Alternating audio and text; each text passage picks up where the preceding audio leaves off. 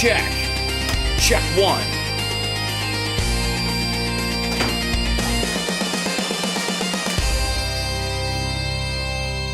Get ready to get started. I think we're up on Substack. Checking on the Insta.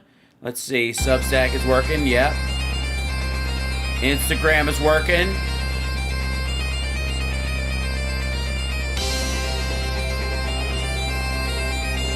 Excellent.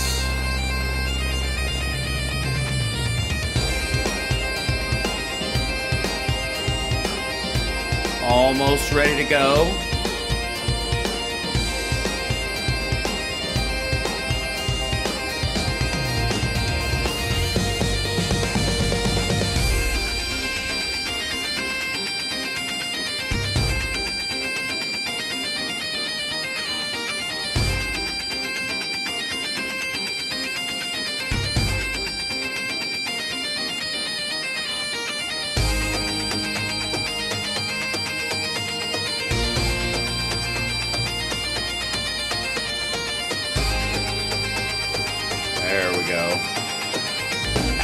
Right. Almost there.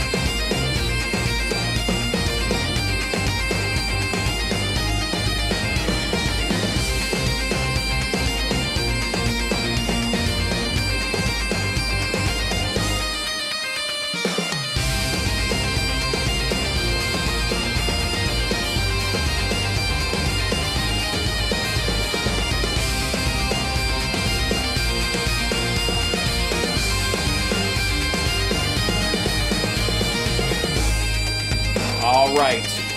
Welcome to the show, everybody. Mic is up. Everything is rolling. Good to see ya.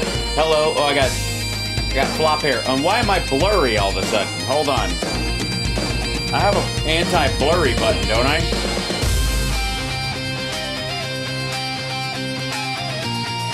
There we go. That was it.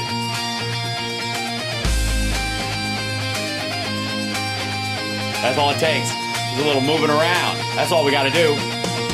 All right. Now, does that button work today? No. Why would it? This one does, though. Hi, chat room. Good to see you guys. Welcome to the show. It's Hal Sparks, Megaworldwide. Like, subscribe, give a thumbs up, support the show. Hi, Substack. Hello, Instagram. What's going on? Facebook. Twitch. What's happening? YouTube. Hal, you should have DL Hughley on your show. I'd love to have DL Hughley on your show. I've been on his show back in the past. That's entirely possible. Davenport. The only difference between me and Donald Davenport, besides, obviously one being real, one being fiction, is that my ego is bigger than his. So, if you're ever wondering, Hal, what's the difference between you and your character on Lab Rats? It's that the egomaniac that I played on Lab Rats is nowhere near the level of ego that I personally have. Thank you very much. How did Portland get hit with a tsunami? What Portland? Hashtag RIP Portland. And of course, let's see. We got a bunch of stuff, and I got my videos are up and running. Yeah, this is good. Let's start with one thing real quick. Let me clear something the fuck up. All right. We've been back and forth about people, and they're talking about whether or not the tariffs have had the impact on the economy that people said they were, and the naysayers were all wrong, and blah, blah, blah. And here's what I have to say to you. None of the major tariffs have actually gone into effect at all. All of them have been punted 90 days repeatedly. None of them have been instigated on anything meaningful. On the one hand, most of the tariffs have been punted 90 days, and then they're going to be punted another 90 days, including Mexico, which, by the way, the reason he's doing that is because of the amount of parts that come from Mexico for American cars that is going to fuck the big three, because Japan can bring in cars completely made in Japan with a 15% tariff on them. Meanwhile, American car manufacturers get parts from Mexico or Canada, have to pay 25% on those parts, driving their fucking price up. So that's why the pause. And so any of these motherfuckers who are like, well, I don't know, I guess we were wrong about the tariffs or whatever, none of them have happened yet. And if they have, they're on like 6 slices of fucking cheese and wood paneling. It's nothing. Yes, making billions. You can tell how much useless shit is bought, that there are billions of dollars paid in certain tariffs because people can't get around some of them. But electronics, building materials, all kinds of shit, like, and again, the steel tariffs and stuff like that, we've had those on before. Obama put those on, and Trump just continued them in his first term. They've never really gone away. They just vary a little bit. And that's where the billions in tariffs that on the regular come in are on largely steel, copper, aluminum, and all this kind of stuff. My favorite, holy shit. So I don't know if you know this, but let's see, copper price collapse, I guess. All right. So one of the things, let's see, yeah, here you go. So a lot of people were looking at copper, and they were like, Trump's gonna, this is indicative of like the usefulness of a good or a service versus how much you can get for it by its, the demand supply aspect of it. And when it comes to metal like copper, where you both need it in some cases for pennies and in other cases for wires, increasingly less so, but big regular housing cable, you need copper wiring in most houses. So you need copper to come in. And the availability of copper is always a thing.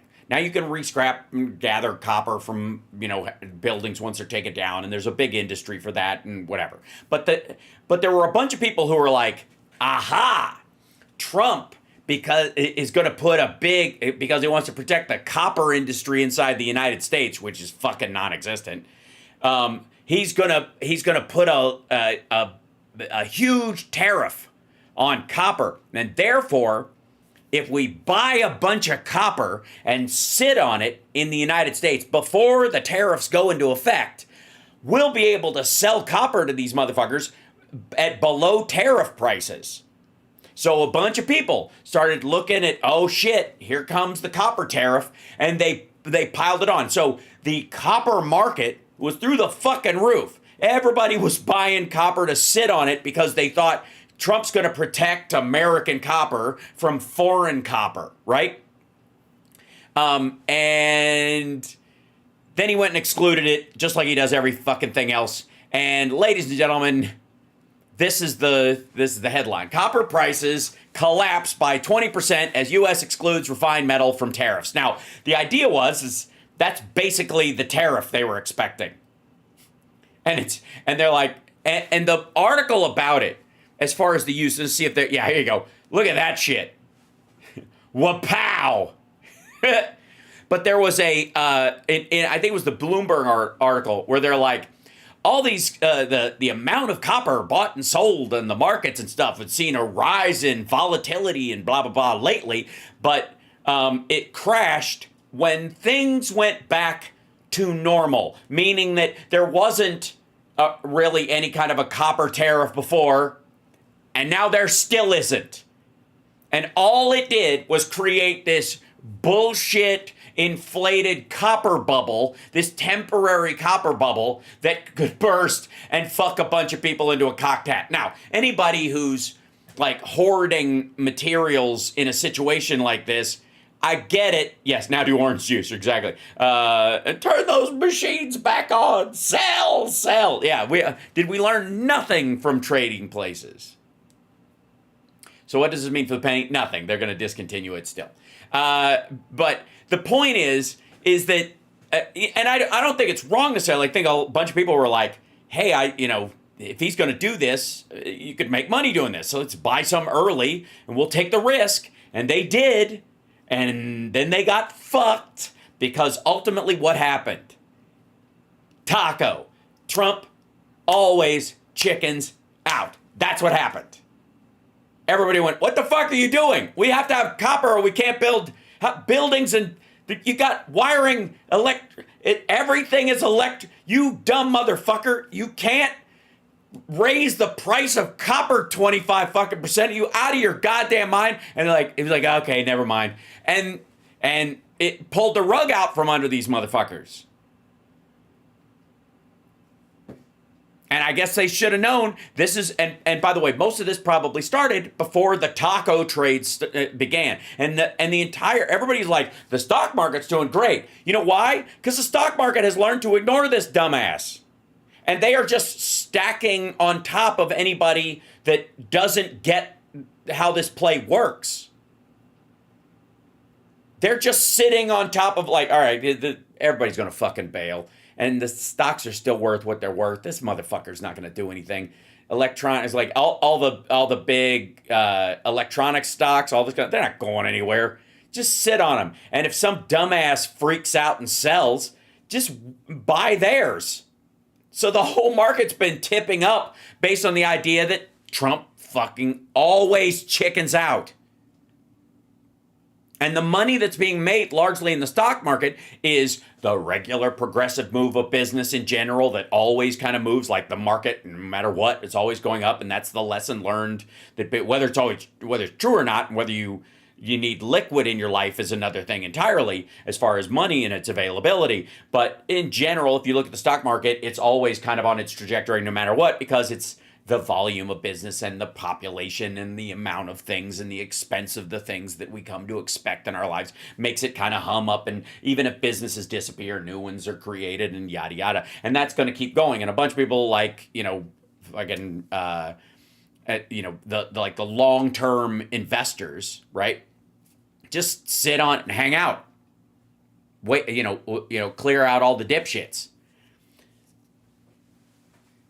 That's it. There you go. And by the way, this is going to happen to a bunch of things. Especially around the midterms. If any of this even is implemented, like I said, he punted the fucking Mexico tariffs 90 more days. August 1st is right around the goddamn corner. It's 2 days away, or a day away. It's tomorrow. Shit. And you never have one of those days where, it's all day Wednesday, you're thinking it's August already. Anyways. He has to pull all these fucking things back, because everybody around him is like, oh yeah, tariffs, fucking kick ass tariffs, do it, man. And then they're like, the prices are gonna what? And then they like, hey, you might want to pull that back. And he does. He just punts on all of it. So all these people are saying the tariffs worked and we haven't lost any money and we're taking in billions. Okay, first of all, we always take in billions because we're always doing it on steel and other stuff. We were losing trillions until everybody figured out that he tacos. Here's Larry Bourbon Kudlow on the Big Money Show.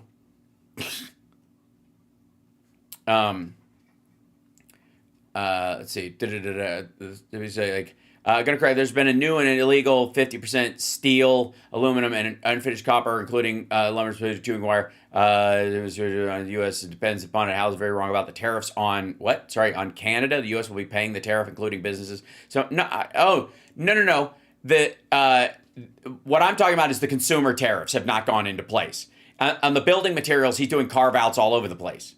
And every time they start to build up where they're like, oh shit, it's going to drive the price up, he starts backing down. There are a couple of areas where they're trying to fuck Canadian businesses. No question. But like the Mexico tariff punting for 90 days is another example. These full tariffs have not gone into place. Some of them are making prices go up. Some of them, the expectation is making the price go up. And then some of them, they're just going to go, all right, well, we'll deal with that if it ever shows. And then they're lobbying the fuck out of the White House. It's garbage. The whole thing is nonsense. That's why it's all volatility within the real world right now. And if he keeps punting these things, at some point he's going to have to shit or get off the pot. It's probably going to be this fall, which means they're going to go into effect right around Christmas. And then everybody's going to get fucking mad. And he's going to have to hold the line because he's a belligerent dickhead. And then there's a window where they have like probably, 4 months in the beginning of next year before it starts to like snowball towards the election, towards the midterms, where the prices are going to start snowballing, and they have to rescind that shit early. You have to repeal the tariffs and that kind of stuff to make the prices go down closer to the midterms. And if they miss that fucking window, it's like that asteroid that they're talking about heading towards Earth that's going to be here in 2036. That if if it's outside the the atmosphere, it will bounce off the Earth's atmosphere. If it's inside the atmosphere too much, it'll burn up. But there's a keyhole of about 500 feet, and if it goes through that, it's going to hit the ocean and create a tsunami that wipes out Santa Monica. We've been hearing about that one for a long time. That's the keyhole. They have this fucking window where they're going to be able to repeal this shit, and if they don't, like, the prices are just going to start snowballing because the cost will stack upon the cost, because it's not just the thing itself. If you're buying a good from another country and selling it, that's one thing. But if you've got something you make here, if you're a manufacturer in the United States and your thing has 4 fucking parts from all over the world and there's a different tariff on each one, one's 20%, one's 25%, one's from China, it's 100% because he's pissed about Russian oil or some shit like that, your thing, it would be cheaper to buy the whole thing from outside the country. This is how fucking stupid this shit is. That drives me fucking crazy. So understand this. Is a widget, whatever the fuck it is. And you can make that widget here, and it's got a bunch of parts. It's got a circuit board in it. It's got some plastic parts. It's got a lever. It's got a couple other things. It's got a gyro in it or something. And of that, you buy the gyro from Eastern Europe because they make a lot of airplane parts and that kind of shit over there. And then you buy the plastic stuff from a fabricating company in Mexico because it's cheaper, and or you make it here in the United States. That's the part you can make because there's a lovely little plant. I think it's in Pasadena that makes plastic parts. And then the circuit board you get from China, right? Okay. If you take those pieces, you get the circuit board, you're paying 100% tariff or 80% tariff or some shit, or there's a carve out for it, but it doesn't fit the carve out, so you're paying somewhere in the middle and it's all over the fucking map. And you take that piece and you're paying extra, you're paying 100% on that one, 100% tariff on that. And you're paying, 25% on the gyro, and you're paying, 20% on the lever that's in it. And then you make the part here and you still pay taxes on that because you're not building a factory to make your own plastic parts. You're buying it from another company. So you're just buying something. You're buying a wholesale tax. You're paying a wholesale tax on that, which you may be able to write off later, but it's an expense at the time. So you got like 4 of these parts that is driving up the price of your little widget 4 ways to fucking Sunday. If you just bought the whole thing from one place, Mexico, let's say, you'd only be paying 20%. Even if it's a Chinese factory in Mexico, you'd be paying less than if you bought the parts and assembled it here. And again, I'm operating on the assumption that at this point, there is no way for you to get the parts you need here. And if somebody's going to make a factory where you can get the circuit board or get the lever or get the gyro or whatever you're making, it's going to take them 3 to 4 years to get up and running to where the price of their thing is anywhere near, a wholesale price for something. And that's if there's a demand inside the United States to volume with the rest of the world. It's so fucking stupid. The Japanese deal is one of the most miraculous examples of how fucking stupid this is. You can bring a whole car from Japan in for, 15% tariff. And if you build a car in the United States with parts that you cannot get from inside the United States, you have to get them outside, you're paying 30, 40% tariffs on the building of that thing, driving the price up. So the Japanese car, wholly made in another country, will be more expensive than the car built in the United States because you can't get all the parts inside the country. Because the car counts as one thing. Whereas a car built in the United States has 12 things or 30 things that you have to get from it.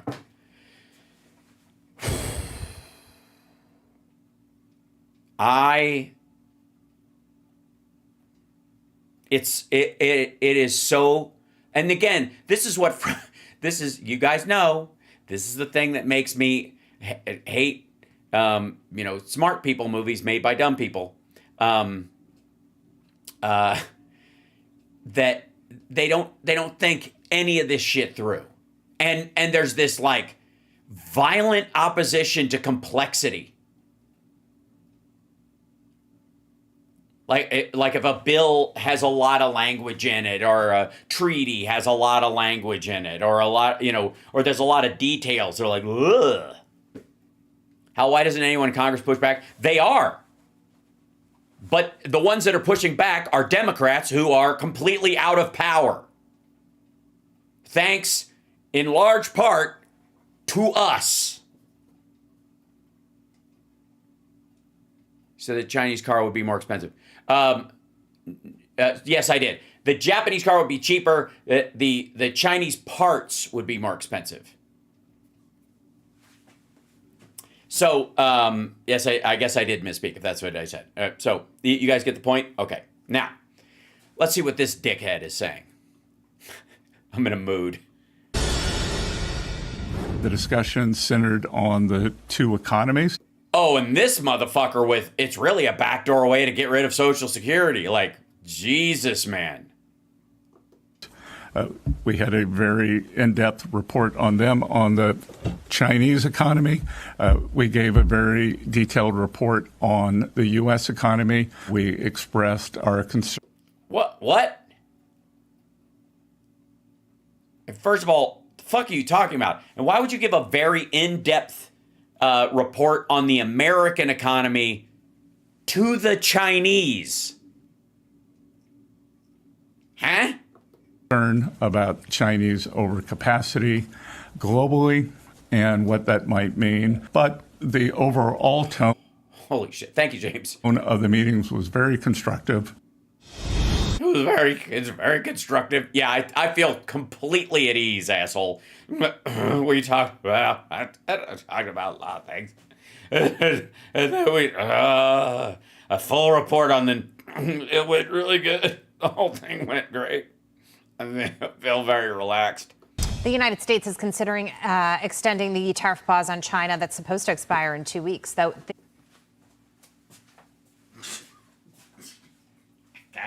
I'm just gonna fucking lose my mind. I'm just gonna let it it just does everything have to prove my point like right out of the fucking gate? Do I have to do this? Is that how the show is? This is how it's out of because I'm a grown man and I know these things and I try to bring them up to people and in the middle of son of a bitch.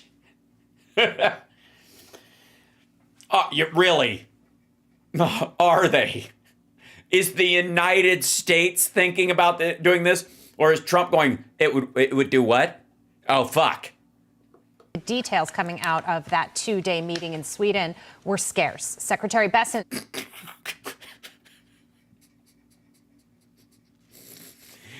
Details were scarce.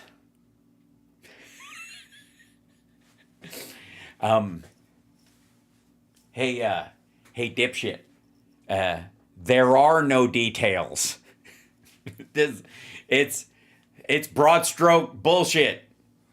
God damn. Says we'll likely get more negotiations in 90 days. President Trump even hinting that he may be visiting Beijing to meet President Xi before the end of the year. But he said, please do. Go. Go now. Go immediately. You're going to run out of time. If you don't see him by November, it's going to be too late. And while you're there, have your people sit down with Zhang Youxia, because he's the dude running the fucking place right now. The head of the military is running China right now, dummy. The only reason they haven't swapped out Xi Jinping right now is because of the economic aspects of things, because Zhang Youxia knows shit about economics and everybody knows it, so they're worried that this will wreck the economy even worse because it's teetering on the fucking brink. Xi would have to ask him. Besson didn't say likely. Besson actually corrected the Chinese. I'm sorry. No, please. The Chinese deputy minister said there'll be an extension, but Besson corrected him and said no decision has been made until Trump makes a decision. Okay. So they don't know. You're right. Details were scarce. I don't mean. No, that's okay. And then I'll add this. We're waiting. There's allegedly an Oval Office meeting as we meet here. Allegedly. But details are scarce. We speak. And something will come out of that. I'll just add this one nugget that. Yes. And it won't be details. Sorry. We got this morning, since the Bassett These sound was from motherfuckers. yesterday, Hassett was talking about China in a gaggle. He was asked about it. He said, I think the ground is set for very positive developments, but in the end, the president drives a hard bargain. Yeah, no, he's That means basically, we're busting our ass, talking back and forth, trying to work out all the details, but Trump's a dumb motherfucker, and he will just lob a grenade into the middle of the meeting, and there's nothing we can do about it until the Congress does something about the tariff shit, in which case, I don't know. waiting to see. I have no idea how this is going to. This, by the way, that's something you'd expect from somebody on one of these panels. Except this asshole used to work in the cabinet and arguably still does because they chit-chat a lot. come out because it's tied up, if I may. I want to throw You may. India in because the president update there, yeah. Truth Social against India. China and India have both been financing Russia's war against the Ukraine, and one might say, therefore, the West. Okay, but through the purchase of oil, of course. China. Of course. China and India have both been financing Iran's war against Israel and the United States and the West. They And up till now, they've been his best friends. have never been called to account. Never been called to account. Now, President Trump did it on Truth Social today. Well, they kind of were by the last administration and the Congress under the last administration, even when it was run by Republicans. You just mean not by Trump. He's going to slap 25% tariff on India because they're not playing ball with him in terms of trade negotiations. But also, additionally, he's going to put something on India unless they observe the sanctions that are coming up. If they keep buying Russian energy. Right, so that's important. Now the question is China. I think this trade decision that will be made today on whether or not to... Whoa. Oh, I guess just the trade decision on whether to extend things. The punt. Are we going to punt or punt? What's the playbook? Punt. We can punt. We can punt. There's punting is an option. We could also punt. Extend another 3 months.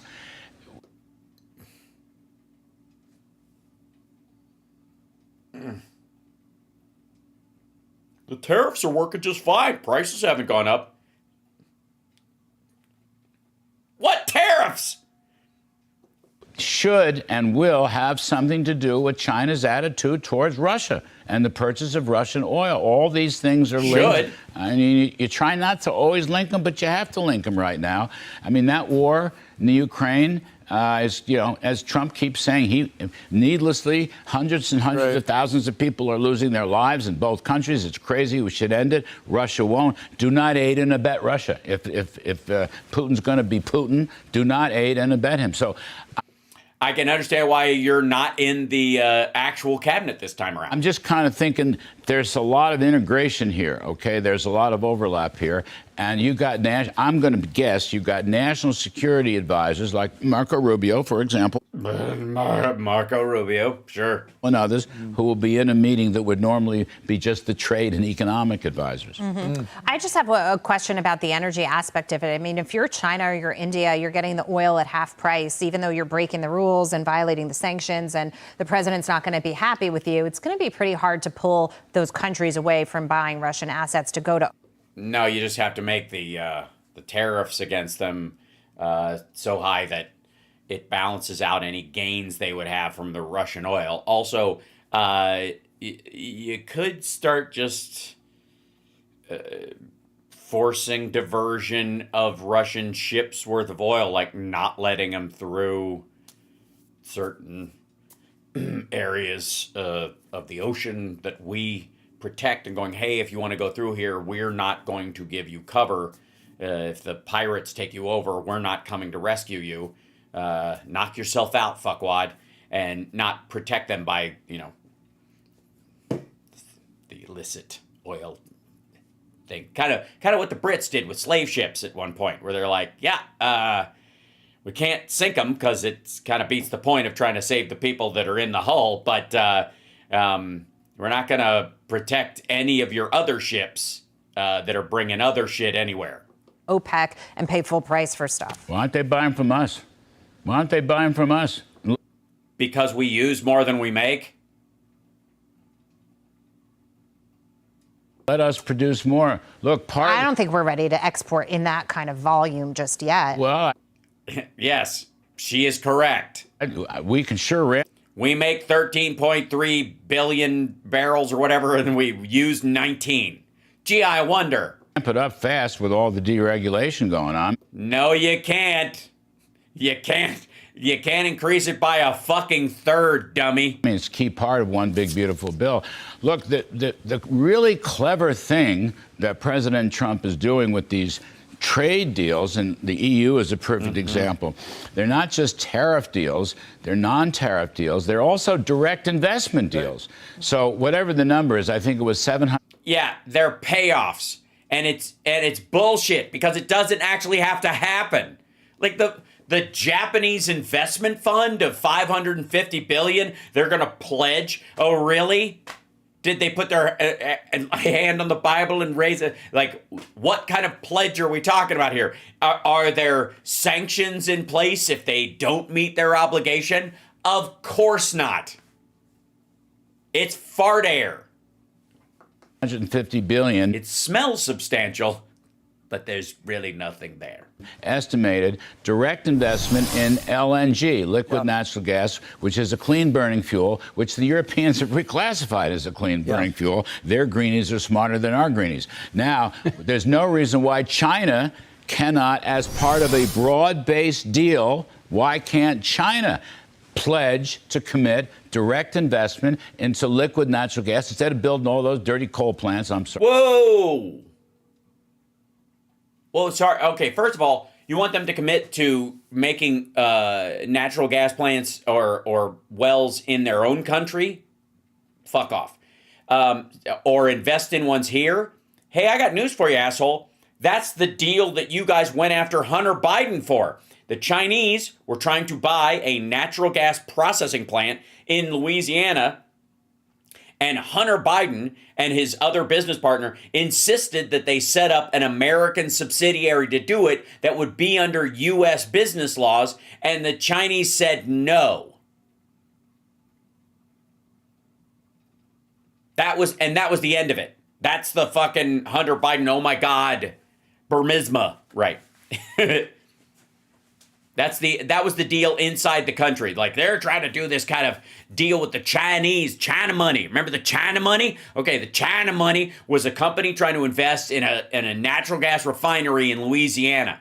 And Hunter Biden said, you guys have to set up a U.S. subsidiary or we can't do business with you.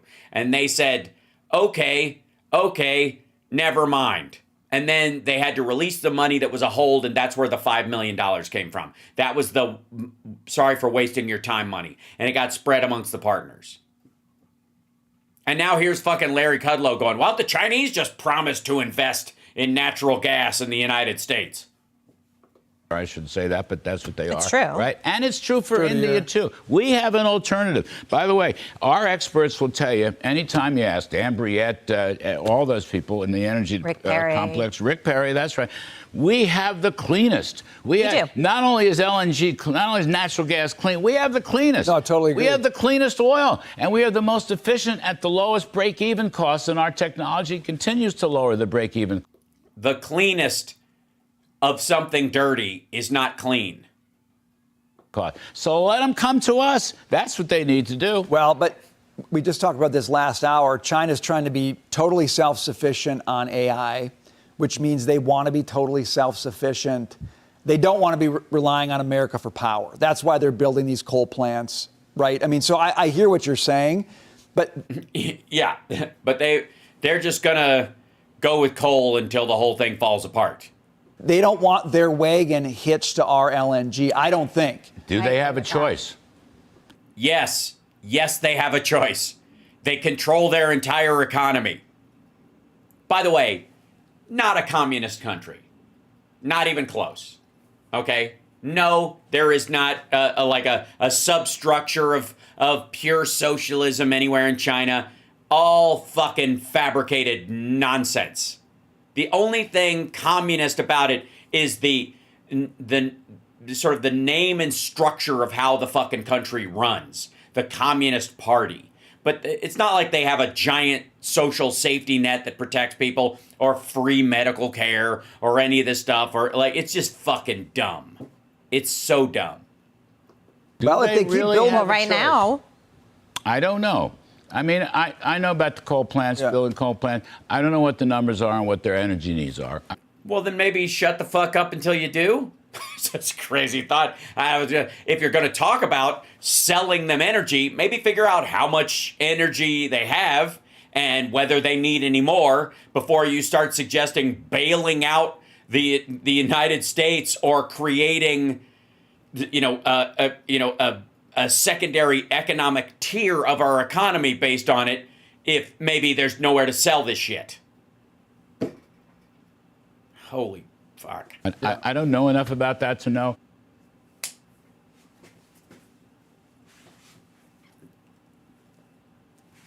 Then shut the fuck up! Shut up then! Or look it up! But it's a pretty big country, and they're going to have a lot of big demands for, in general. I mean, just... No, they're not! They're in a demographic spiral, you dumb motherfucker. The rest of the world is detaching from them as a remnant of COVID, you dipshit. No. One of the reasons why there's going to be an oil glut and why it's already starting, why the price wasn't affected by the fucking Middle East war, was because there's no need for all the oil that's in circulation right now. We're already like 2 million barrels a day over worldwide need. And it's going down, you dumb motherfucker. By the way, Larry, you right dealt specifically with China back in the first Trump administration. I've heard from you many times. They never honor. Never. They never honor anything. So.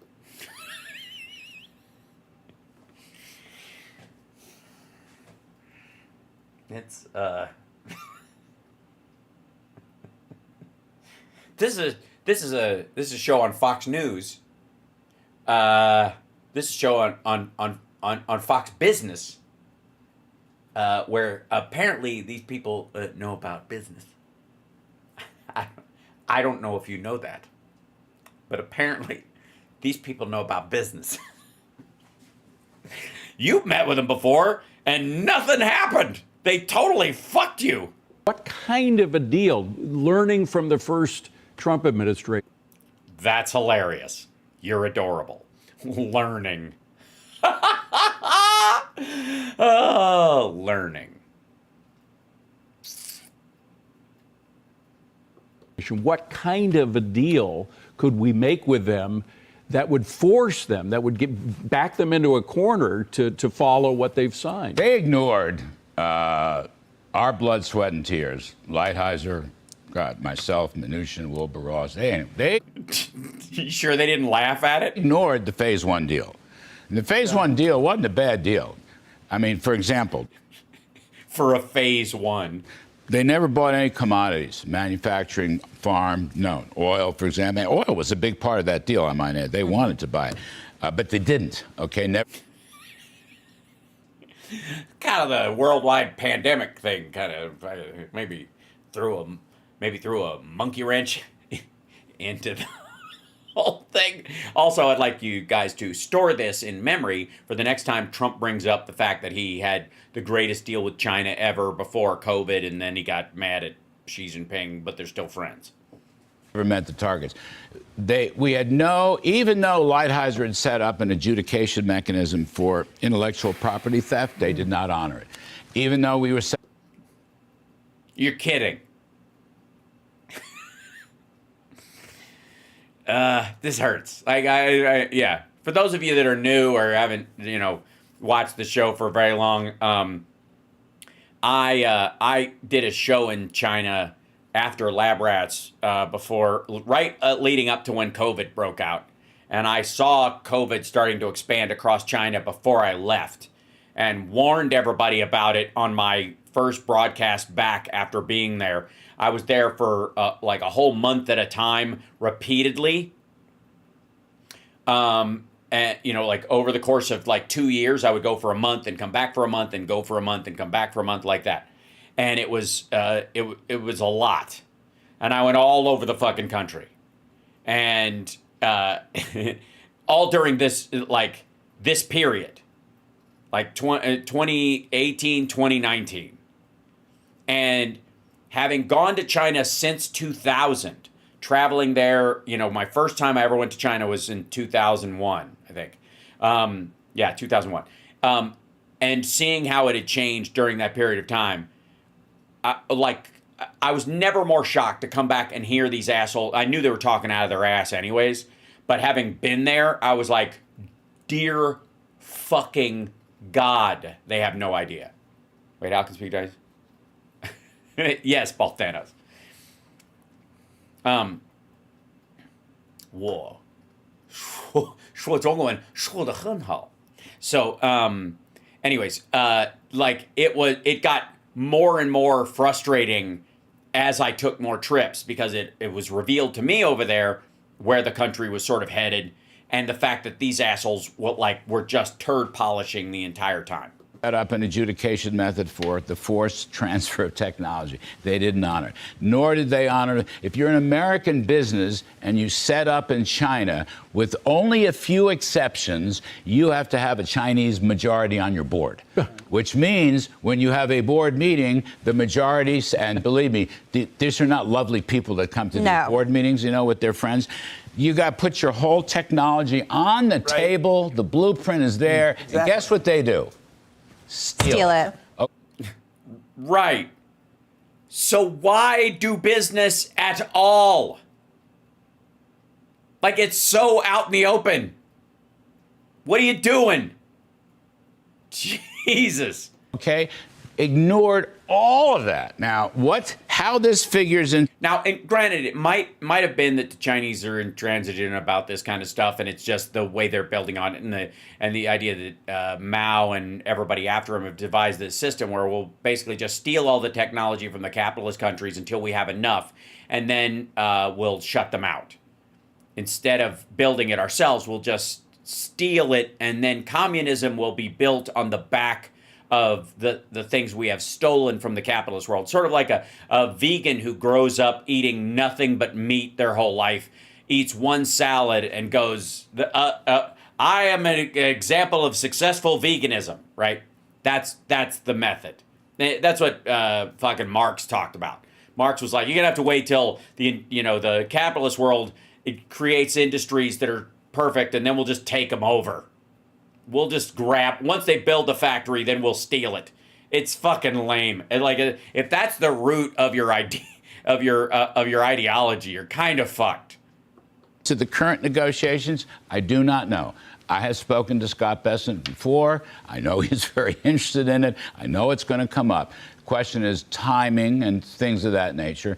And, all these things are impact. And eventually President Trump will make a decision. Maybe we'll get a decision today on it. But I'm just saying it's out there. That was part of this. It's more than just rare earths, is what I'm saying. And it's more than just tariff levels. It's all this other stuff that was agreed to and ignored. The other stuff is really important. The guts of. Yeah, it is. Other stuff. We don't have time right now in this block, but in the next block, we're going to talk about other stuff.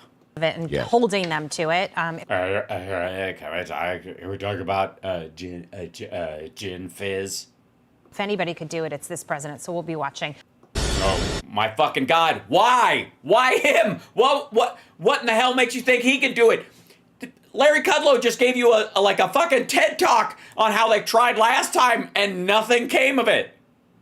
What are you talking about? If he could make the deal and he was the perfect guy for it, why is his guy from last time telling you what a shit deal it was and how the other side didn't live up to any of it?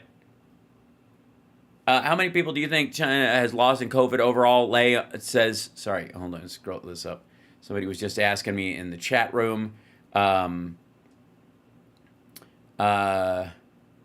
Real Talk says, YouTube says that schools are closing all over China. I would say, I used to say that the minimum was 25 million. I now think it's 10 times that.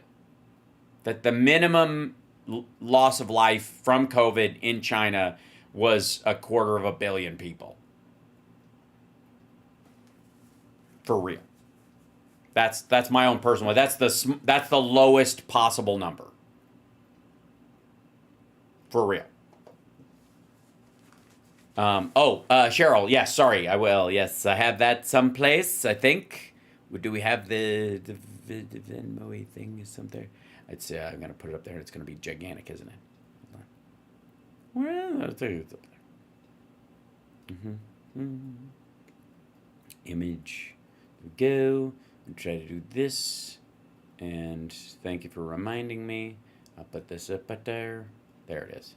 It's gonna be very big at first. I apologize. Or maybe it isn't. Where'd it go? Is it behind me? What the hell? I guess not. Oh, it's supposed to be up. It's just missing. A missing file. Don't you know? Well, that explains it. All right, hold on. Let's do it. Properties. Let's browse and try to find that. We'll go to here. We'll try this business. Try that guy. Open. Oh, God. That's enormous. Oh, okay, and it's over here. That's me. Move this over here. And, all right. That's rather large. Okay.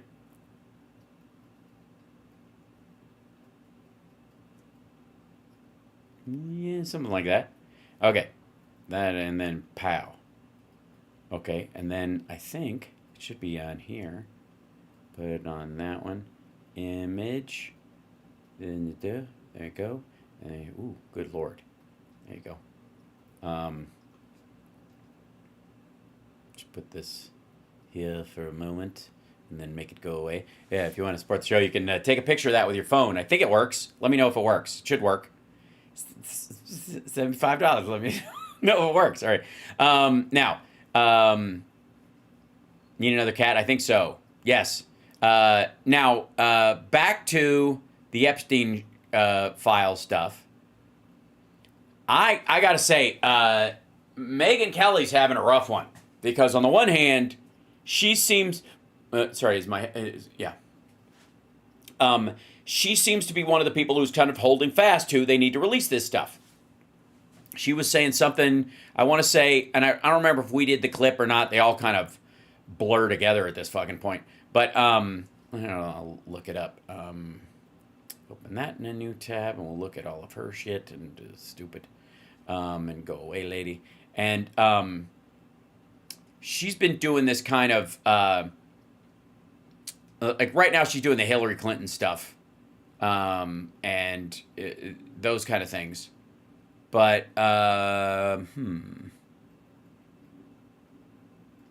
oh, yeah. And apparently Kash Patel's girlfriend has to, people think she's a Mossad agent now, and that's why that stuff is not being released. That part's fucking glorious. But I want to say there's one clip of her somewhere around here that is her basically going, like basically yelling at Trump, like, don't you dare push, like, I don't know, give Ghislaine a pardon or commuter sentence or whatever. And she's trying to address it directly. But the reality is she's still, I think, on the beat. She's on the Epstein beat for the most part. Okay? Let me show you real quick. So, but then Trump does this thing where he says they stole her, right? This is her reaction to the Trump being asked on the plane about it, and he says he stole her or whatever, and how horrified she is, and just pearl clutching left and right, because how dare they assert that he meant like he owns her, like stole her, because people that's just how you talk about your employees, all right. And by the way, that may be true of normal people, but if you're friends with a fucking pedophile for a quarter century, we get to dig a little deeper, read a little between the lines. I want to tell the audience right now, it was not known that this particular thing you're going to hear was the reason the friendship ended. Oh, right. Okay. So I think she's talking about here the that up till this point it was the creep story, and now he's saying no. He just poached employees from me. Been lots of speculation. We had on Vicky Ward 2 weeks ago who was saying it might have been the fact that Epstein asked Trump to go with him to look at a property he wanted to buy out of bankruptcy and ask him how he could move the pool around. And Trump, when he saw the property, decided he was going to bid on it as well out of bankruptcy, and Trump got it. So there was one report that's why it ended. There was another report that Epstein had hit on or behaved in a inappropriate way with the daughter of a Mar-a-Lago member. Right, which again, I would like to argue is morally reprehensible because all it says is that Trump's standard is you can fuck with the high school girls all you want or the girls that I fly in from Eastern Europe for these look of the year things. Yeah, diddle them all you want, but don't mess with the members' kids because they're my bread and butter. These guys pay me to come here, so I don't fuck with the members. Maybe the staff. And Trump said, "You're out of here." Now, to his credit, that's, by the way, that is Glenn Beck's favorite lie, and it's why he hasn't talked about Epstein since Trump blew a hole in it. Trump could have just gone with number 2. He always goes with number 2, lady. Secondly, your suggestion is that he lie. That's the suggestion here from Megyn Kelly. Look, that's the one that makes it. She's speaking now not as a journalist or a former journalist or a woman who was sexually harassed out of her job at Fox News and who should be more sympathetic to victims than even other people who are aware of the plight of people in that situation. No, she's speaking to him as a crisis team member on at a PR firm. Here's what we'll do. This is the story that will. This covers all our bases. And again, it doesn't have to be true. And made himself sound, better. She means lie. What she's saying is he would have to lie to not sound bad in this situation. Because whether it's the real estate deal or the fact that he was mad that he was taking employees during this time. By the way, and he wrote the birthday letter a year after Virginia Giuffre was taken from the thing. So she wasn't the last straw. She wasn't even the first fucker. She barely worked there for very long. She only made $1,800. She worked there a few weeks before she was fucking poached. And he still didn't care for years. Still friends with him for another 4, 5, 7 years, depending on who which timeline you're allowed to believe. He didn't. This is back to the Sean Hannity thing. Trump doesn't get in trouble because he lies. Trump gets in trouble because he tells the truth. Well, and he's a scumbag. See, if you tell the truth about yourself, but the truth is you're actually a good person, you don't run it. I'll give you an example. Jimmy Carter isn't known for being a wonderful human being because he lied. It's because he told the truth, even about his lesser, his lower character traits. He's told about he's lusted in his heart. See, even though he's married and he loves his wife, he is lusted in his heart, because that's just a man thing. Men are like that. That was the idea. And he admitted to it. He didn't act on it. He admitted to lusting in his heart. And to him, it was an equal sin. That's how you know he's a good guy. He felt just as guilty thinking the thoughts as he did following through with it. Because he was a good man. Donald Trump is a piece of shit. And the reason he gets in trouble when he tells the truth is because he's an unrepentant piece of shit. And anybody who would defend that behavior or tap dance around that behavior is a co-piece of shit. That Venmo is very large. I apologize. I have to move it in like this because it's a bit much. So this is fucking aggravating.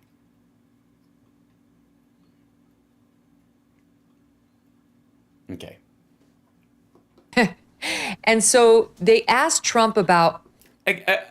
Wait, I also don't want that to just pass. Can I say something?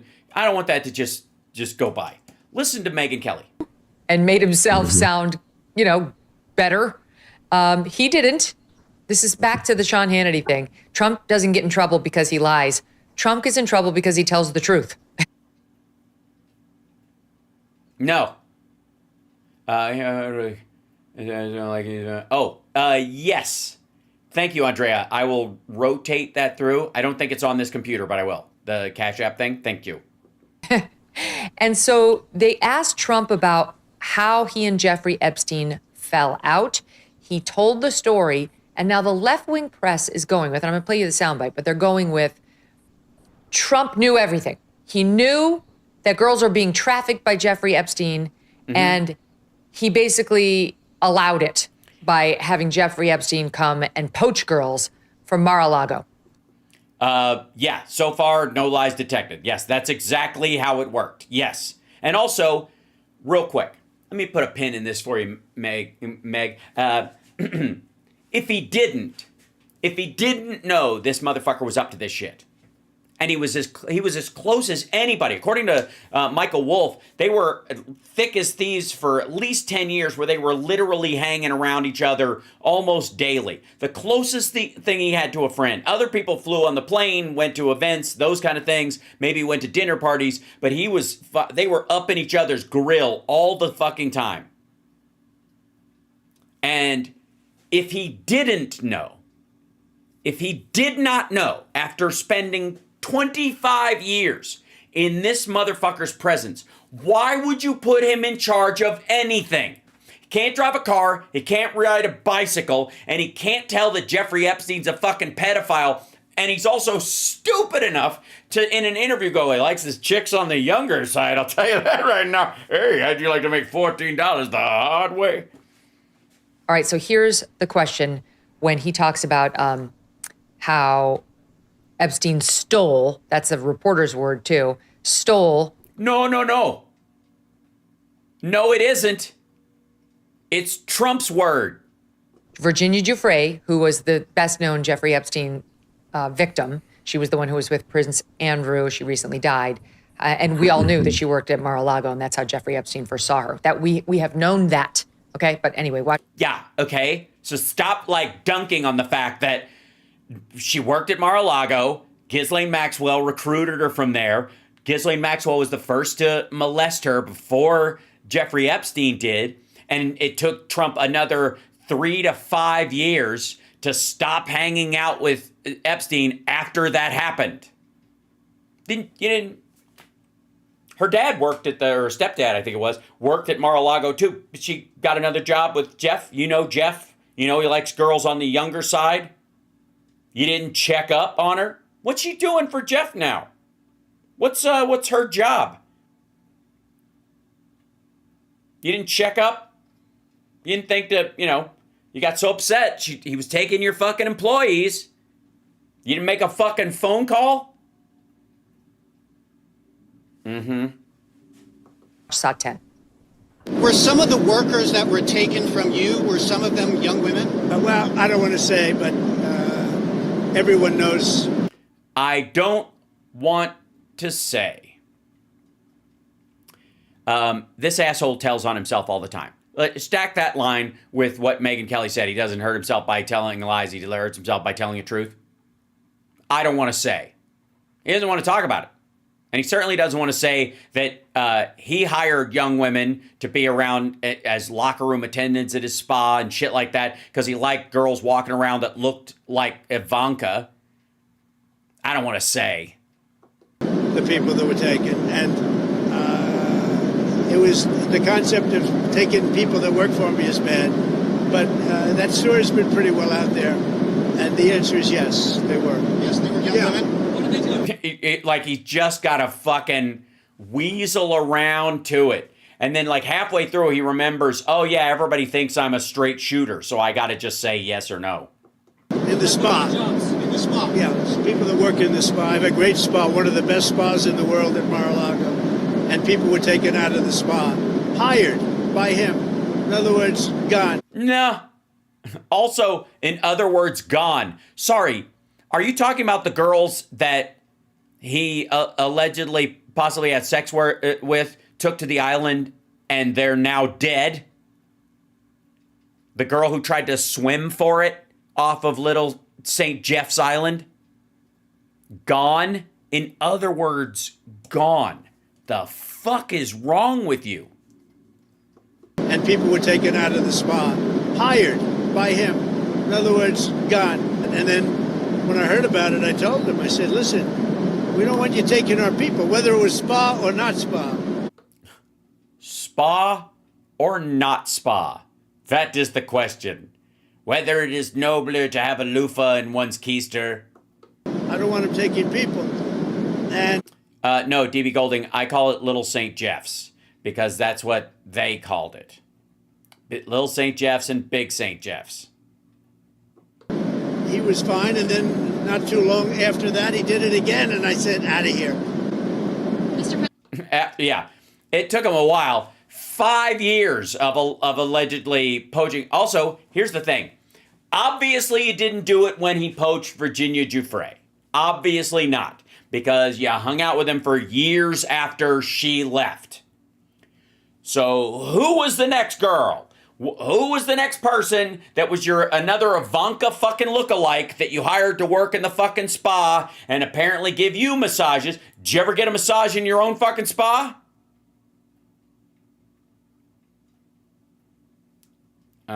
It's gross. It's getting gross. It's very gross. It's getting very gross. Did one of those stolen, persons, that include Virginia Giuffre? I don't know. I think she worked at the spa. I think so. I think that was one of the people. Yeah, he stole her. Oh, by the way, I think she worked at the spa. I think so. I mean, she said she never had a problem working with us. She liked working in the spa, but I think she worked in the spa. The fuck out of here. Let me tell you something. I'm sure, chat room, I'm sure that some of you, maybe even the vast majority of you, have something in your life, whether it was a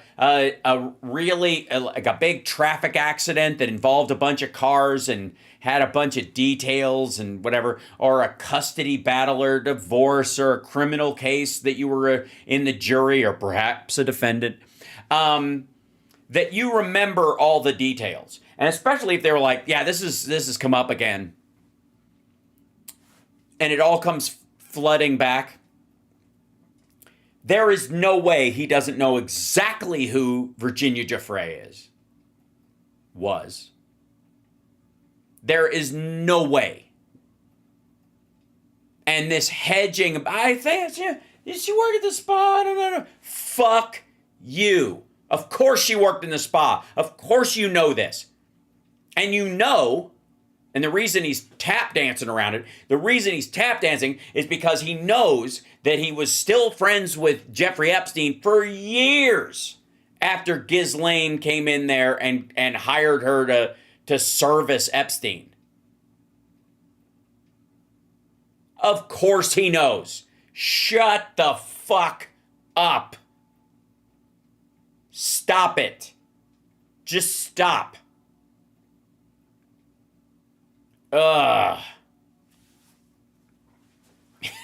Galatian. How have you learned what a social democrat is? Yes, they're a work of fiction like libertarians. And by the way, she had no complaints about us, as you know. None whatsoever. Huh. She had no complaints about you. I presume working in the spa. But maybe she did, maybe she didn't. Okay. Anybody that's been an employer has probably had an employee stolen. You might use that word by another employee, another employer. Somebody comes along, they like your employee, they offer. Yeah, no. No. He didn't hire her to be a fucking assistant. He didn't take a bookkeeper. He took an underage girl out of the locker rooms at fucking Mar-a-Lago Spa and abused her for years. You dumb son of a bitch. No, you don't say that about somebody that she was basically abducted. She was tricked into a van, you dumb motherfucker. Oh my God. You're right. Only in one possibility. Megyn Kelly, there is only one way that you could be right in your read on this. And that's if she was doing, that Virginia Giuffre, rest her soul, was doing the exact same thing for Trump that she did for Epstein. Then she was stolen away. Like an assistant or a bookkeeper or a fucking pool attendant. You dickhead. Fucking hell.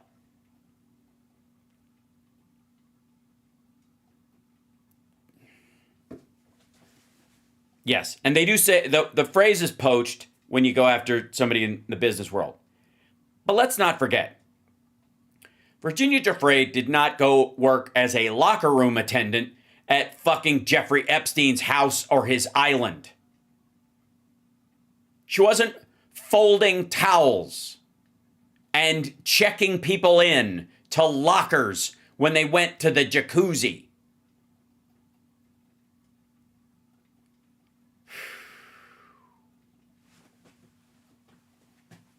Yeah, people say stolen all the time.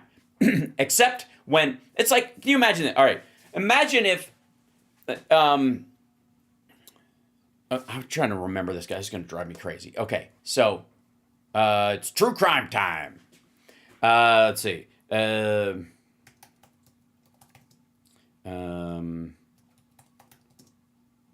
think, is it multi or multi? Multi?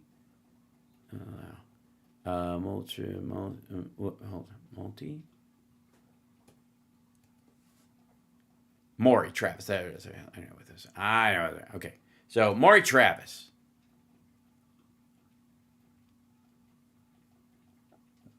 Maury Travis is a serial killer. And he killed, let's see if this is really somewhere in the area of,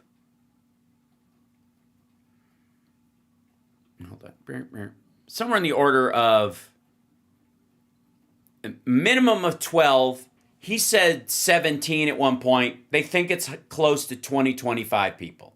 Okay, this guy, Maury Travis. They have a picture on there. Okay. Where is he? Do the whole thing. Jesus. This is so aggravating. All right. I'm just going to have to do an image. There we go.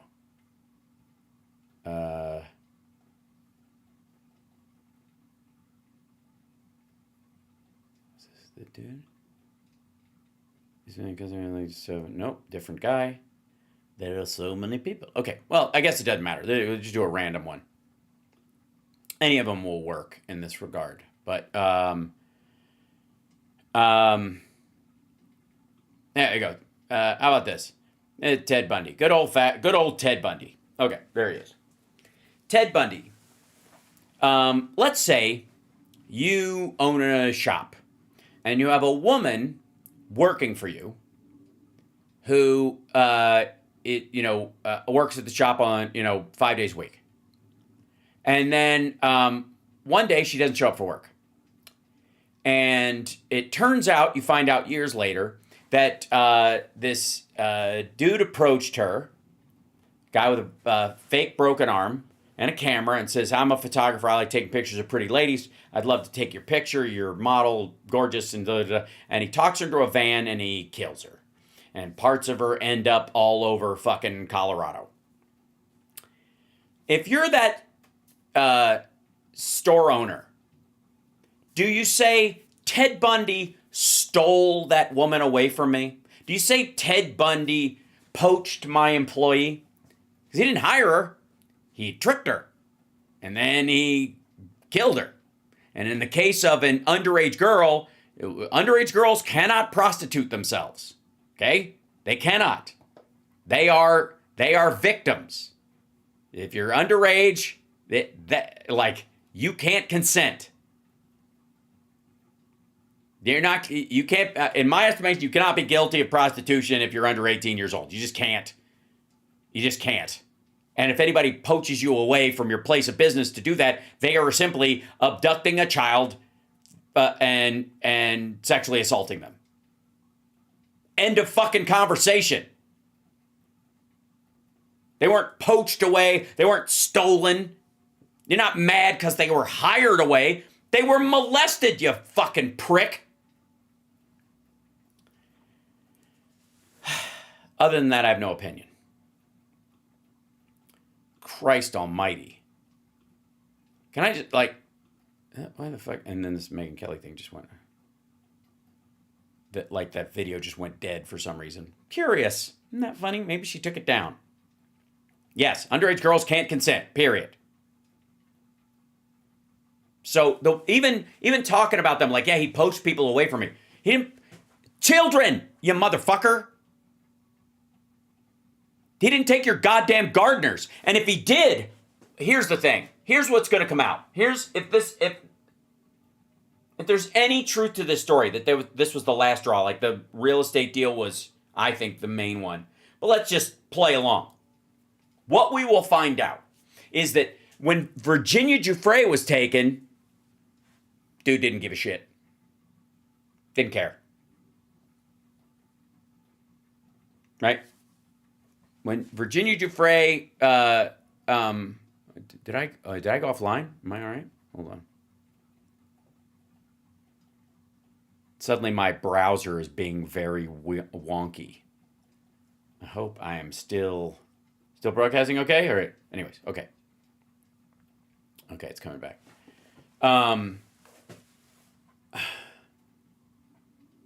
Okay, thanks, CSL. I'm waiting for that the Megyn Kelly video to reload on that page because it's not, for some reason, it's being a dick. No, probably force reload. There you go. Do it. Again, I will stand by this. The only way this makes sense in any way, Megyn Kelly, is if, that whole browser's just deed. All right. Just being a dick. I'm going to steal that. I'm going to open a different browser and see if I can solve it with that. It might be a Safari thing. Here you go. I'll put this here and go back to wherever they were. Yeah, okay. So back to this, holding here.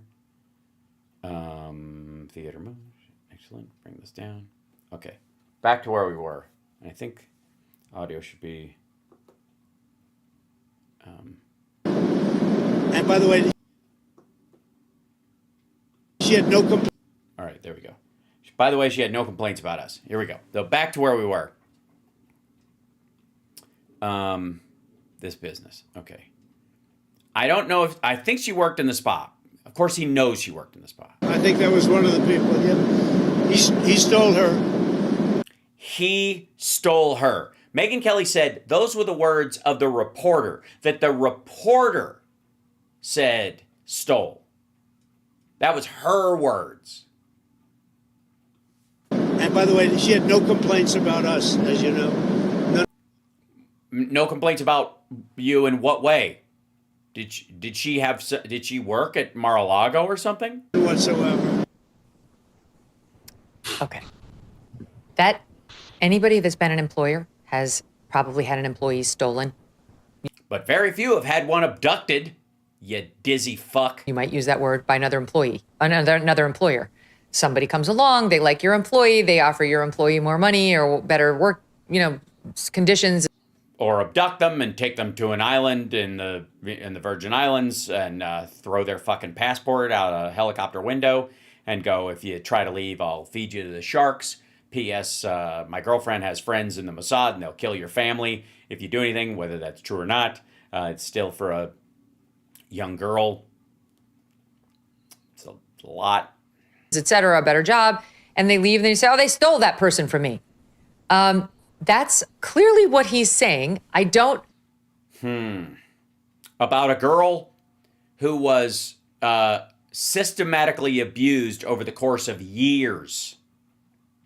Passed around by rich and powerful men and Ghislaine Maxwell like a fucking party favor. And he's like, he stole my employee. How about he raped a girl? Repeatedly. Passed her around like it was a fucking biker bar. I don't know. That's just what you say. This is just what we say. Understand how the media even thinks it can turn this into, he knew Epstein was a trafficker. He knew he stole Virginia Giuffre and... Hey, dipshit. I can't figure out how you think any of us can understand why you would think that he wouldn't know. Like that, shouldn't we suspect that he would, after a period of time, if he was in any way the kind of person you're talking about, that he was a great judge of character or super fucking smart or whatever, that he would be able to tell that's what was happening to his underage employees? Son of a bitch. Trafficked her and said nothing about it until a second girl got stolen from Trump. Oh, no. Oh, no. No. Mm-mm. They talk about other girls, but we don't know that was the last straw. At this point, I'm going to go with Epstein hired one of his gardeners. It wasn't the girls. The last straw was somebody who worked in the fucking kitchen. Prove me wrong.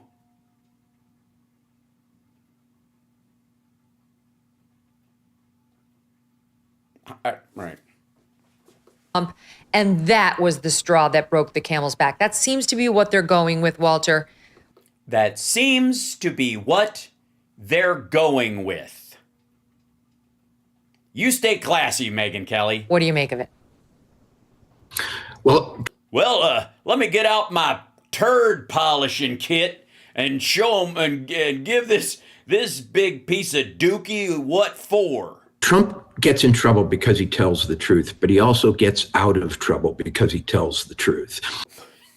No, not in this case. The truth is often a little, jarring or unexpected when you first hear it. But no. Hey man, what happened the other day?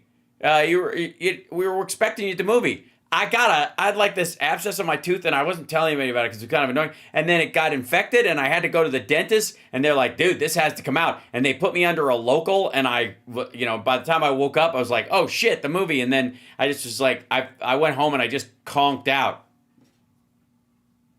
Gee, that truth is a little jarring. All of your fellow movie-going friends we're a little shaken by that truth.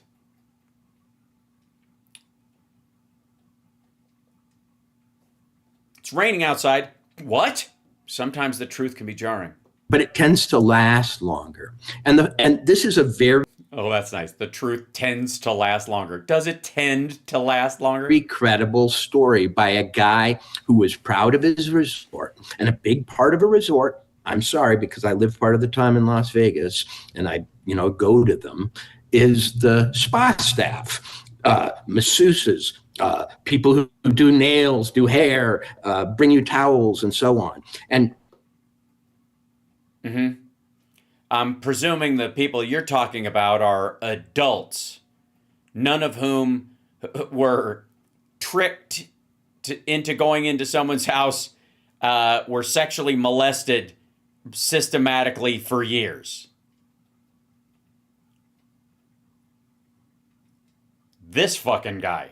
Hey, congratulations, Megyn Kelly. You're like, God damn, this is going to be a bad topic. What kind of an asshole can I bring on to like sound worse than me on this issue? He was obviously proud of that. People go to Florida to relax in that way. And well,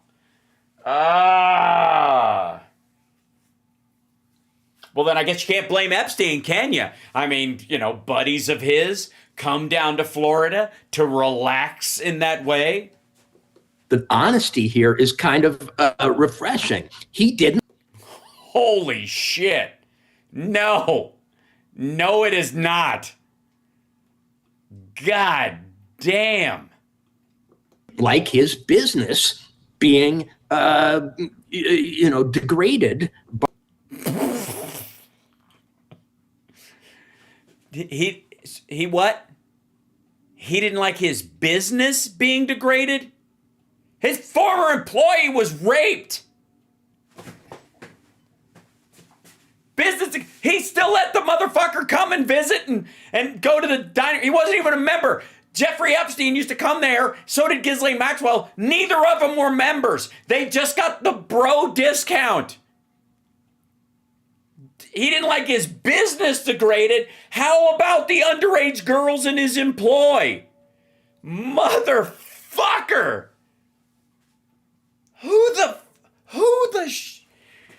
Why? How? What the? Can anybody explain this? God damn.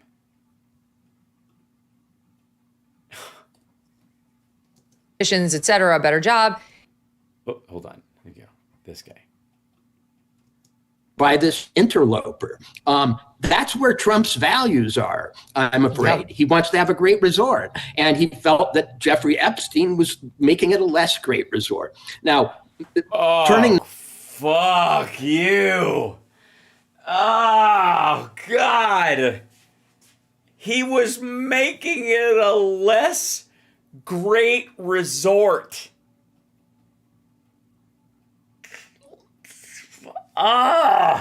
This is like hurts to listen to. This guy's name is Walter Kim. Walter Kern? Kern. Walter Kim, yeah. Listen to this shit again. All right.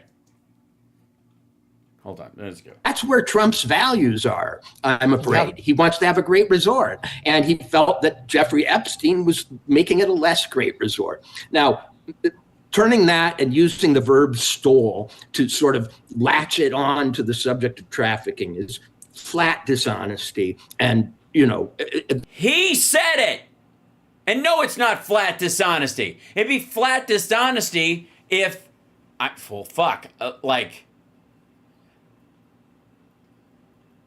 don't know how it would be flat dishonesty. Like, it's an honest read.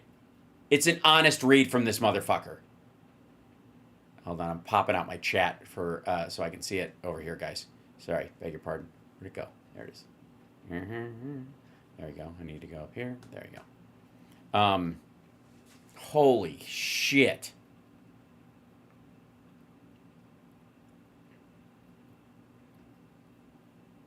Jeff cockblocked and Donald was mad. Enough said. Yeah, Michael, I think you're absolutely right.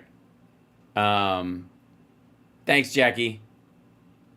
The worst kind of torturing the language. But I believe him. This does not sound like a cover-up artist, this guy. This sounds like a guy who's kind of committed to telling the truth, even when it's sort of... Jesus Christ. Sort of, I don't know, fucking gross.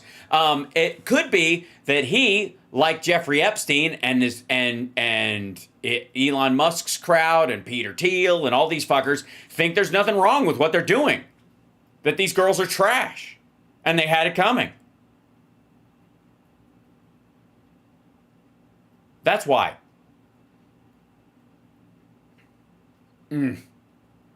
Jesus Christ. Like, this is rough.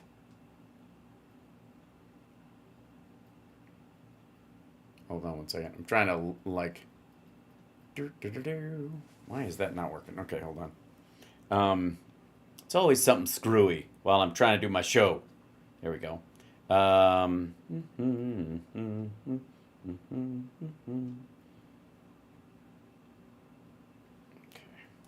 Okay. And then I had to rearrange my monitors again, and so my mouse won't go. It's hard to track where my mouse is on the screen. Got it. I mean, it's a personal issue. Happened to anybody. Okay, good. Manage details. There you go.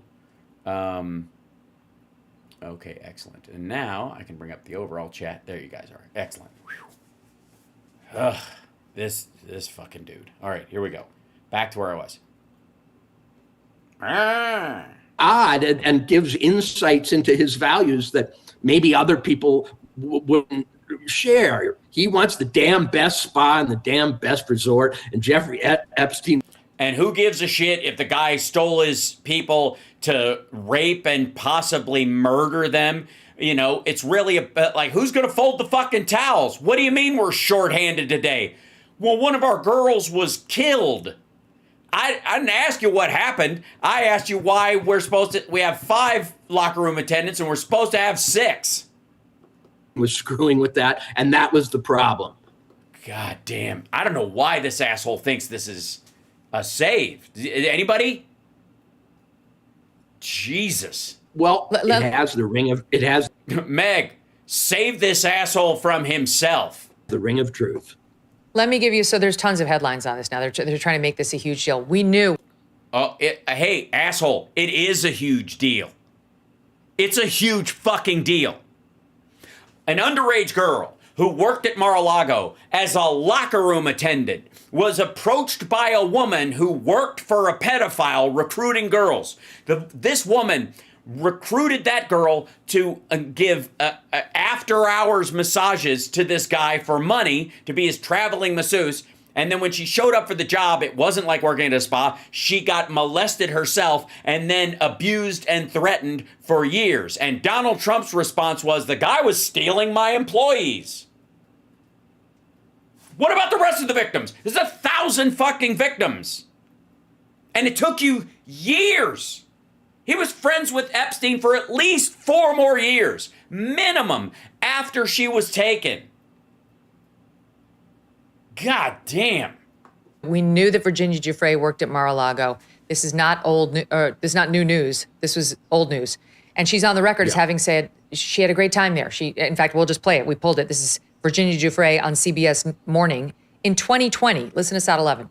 Virginia, how did you meet her and what was her pitch to you? I'm working at Mar-a-Lago, loving it. I'm working in the spa area. I was reading about anatomy and massage, and that's when Ghislaine came up to me and said, oh my God, you're reading a book about massage. She made $1,800 working at Mar-a-Lago. That's maximum 3 weeks. Unless, that's me being generous. Like, how many weeks do you have to work someplace to make $1,800? I mean, at a place like that, it should be a single week. In 2000. So she worked there for like 3 weeks, and Ghislaine was like, hey, you look like Ivanka. And, you know, long story short, she told me that she knew of a man who was looking for a traveling masseuse. And if he liked me, then I would get educated and I would become a real massage therapist. So, yeah, I mean, it was a dream of a lifetime until I got there, and the abuse was immediate. She could smell the vulnerability on the person. Yeah, it's funny. Like, she must be a vulnerable, easy to manipulate underage girl. She works for Donald Trump.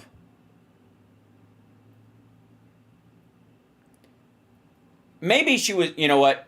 Maybe Ghislaine Maxwell is a master manipulator of human beings.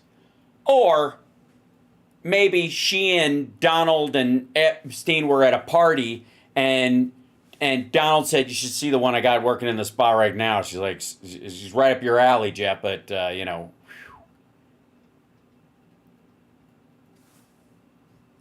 God damn. Okay.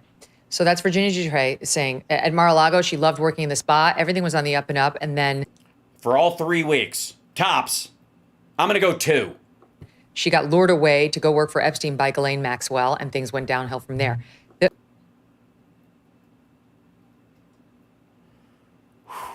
You've got headlines like this from The Independent. Trump says Epstein stole underage victim Virginia Giuffre from his Mar-a-Lago. He did. That's exactly what he said. He said that he stole her. Leading to feud. Forbes. Trump says Epstein stole Virginia Giuffre from his employment. The Bulwark. That's a direct quote. That's exactly what he fucking said. Sam Stein, he stole her. A jaw-dropping thing to say. I just can't get over it. Was she Trump's property? And you can keep going. But listen to this. This guy from emptywheel.net does a long, deep dive on it. And oh, how dare they at Empty Wheel. Empty Wheel's great. And says the following, okay? He says, if Donald Trump learned what happened to Giuffre and warned Epstein never to recruit sex slaves at Mar-a-Lago again, it would mean he was aware of what happened to Giuffre, aware years before law enforcement first started investigating Epstein. It would mean he learned Epstein was trafficking girls, which that New York Magazine quote sure seems to reflect, where he said he likes young girls, Epstein likes young girls. And rather than do something to make Epstein stop, Trump just told him not to do it at Mar-a-Lago. That's what this guy gleaned. Yes. Yes, that is the only logical conclusion. Other than Donald Trump is the most dough-headed motherfucker in the world and couldn't figure out what was happening right in front of him all the time. In which case, I don't know why you would want him in charge of anything that matters. You know how there was a period where we learned that George W. Bush had just wanted to be baseball commissioner. And a lot of people used to joke like, fuck, I wish he'd have become baseball commissioner and, it would have saved us all this fucking grief. He wouldn't have run for president. Right? Remember that? I almost feel like if Trump had been made like the fucking golf commissioner, if there is such a thing, like the head of, the TGA or something like that, we could have avoided all this shit. Like he would have just liked having that shitty level of power. What's up, Boston Brian? What's going on, man? Love you, brother. I gotta tell you, this shit's making me livid. Whew. Let me know if you want to hop on. I'm getting late. I'm almost getting near the end of it, but shit. Sorry, did somebody say Trump said don't go near the underage girls? That is not true. It is very fucked up. Trump didn't say that. Trump did not say don't go near the underage girls. He didn't.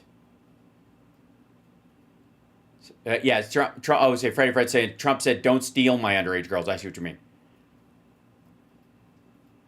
Look, I mean, again, this is fucking turd polishing central. Megyn Kelly, fuck you. You cruel, insipid asshole.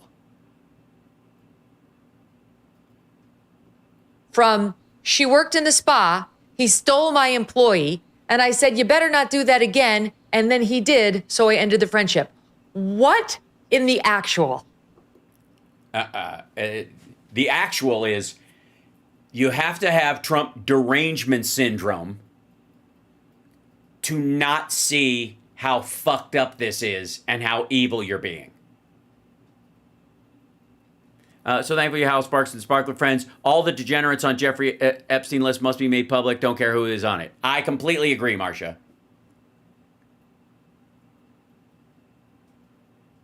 Look, I'm a big believer in consenting adults. Do what you want. Like, if somebody wants to be in a dominant, submissive thing and they want to live, somebody walks them on a fucking leash, or if a couple decides they like it a little rough and they have to come up with safe words on this, not my thing. But you do you, boo. I'm not here to yuck anybody's yum. But the easy line, the one I think we can all fucking agree on, is leave the kids alone. That children cannot consent. And there is a reason we set 18 and 21 as non-arbitrary numbers. Period. And if some of these assholes, it's almost like they get a pleasure in breaking that number. Insisting on it. I've always said there's a huge difference between somebody who sees a 16-year-old girl who looks 25 and goes, wow, she's beautiful. And then you go, dude, she's 16. You go, oh, shit, sorry, I thought she was 25. She looks much older. And somebody who sees a 25-year-old and goes, wow, she looks 16. Like, you see the difference in those human beings? One of them is simply dealing in the aesthetics of it and understanding that there's a moral line not to be crossed. And the other one is, well, shit, if I got the chance, I would take advantage of whatever moral out I would possibly have. And there's a huge difference between those two kinds of people. And what Megyn Kelly, right here, is defending is the dude who sees a 25-year-old girl and says, who looks 16 and goes, man, she looks 16, all right. At minimum, which is fucking gross. And now, with this dipshit on her show, she is actively defending Donald Trump, whose response to a girl being effectively abducted from his property using a ruse, not unlike what a serial killer would use to talk somebody into a fucking van. He's like, he stole my employee.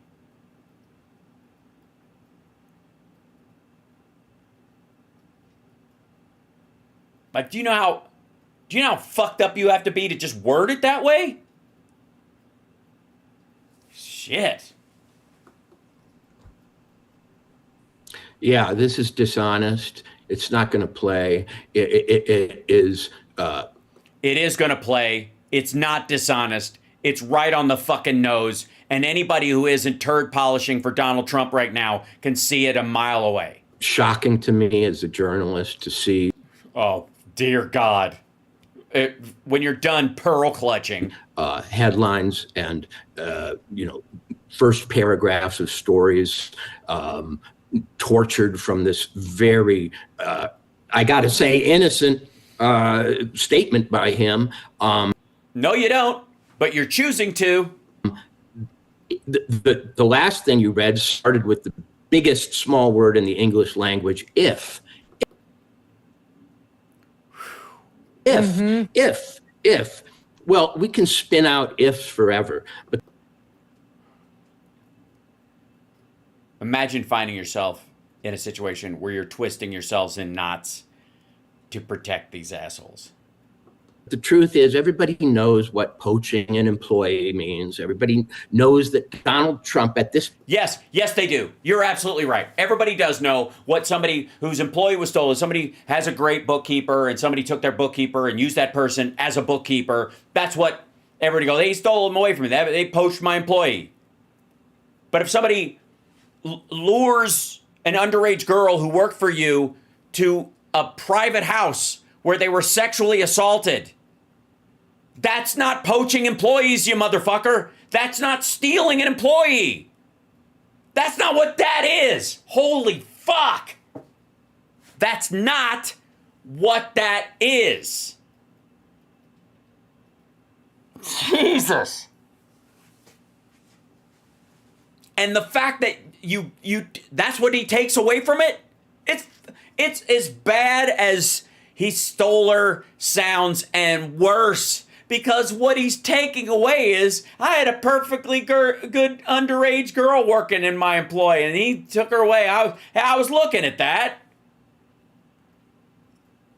Point did not have the ability to call down a helicopter and have Jeffrey Epstein swept away to a tropical prison. What was he supposed to do? Call the FBI? Report the dude? Talk to the girl's parents who used to work for you? Is she okay? I've seen this guy around young girls and he's a little sketchy. Make sure that she, you take proper precautions. She calls in. How about that as a fucking baseline?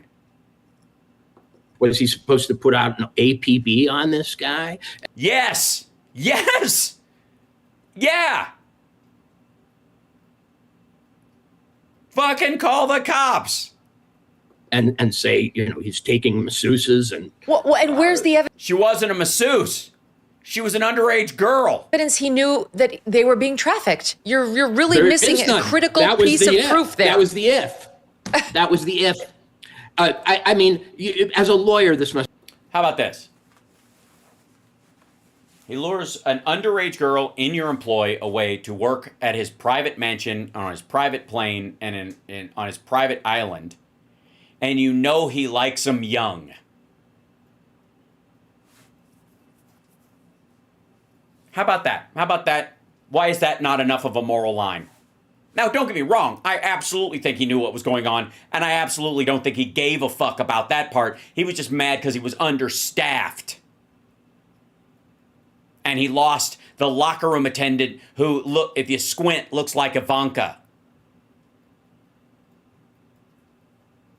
Who's basically the same age as Ivanka in her permanent state.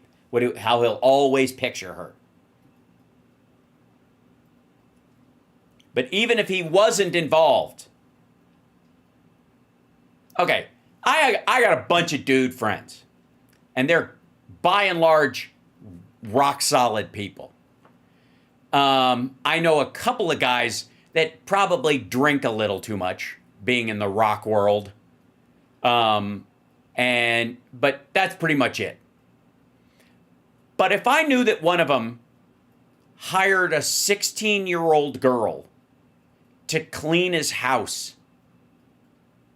She was like working for a service. They would send you over with like 5 people and they would clean your house. And he hired that 16-year-old girl away to clean his house by herself. I talked to him and in front of her. Immediately. Fucking immediately. And by the way, like,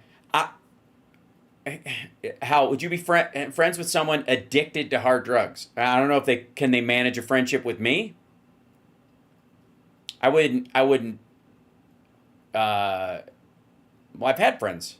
I've had friends pass away from overdoses, so I guess yes. But I would love them enough to hope that they would stop. But like even baseline, and like I don't even think any of my friends would act on that kind of shit. But it looks fucked up, right?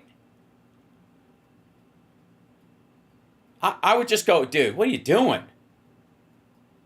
Like, what's wrong with you? Go hire an adult.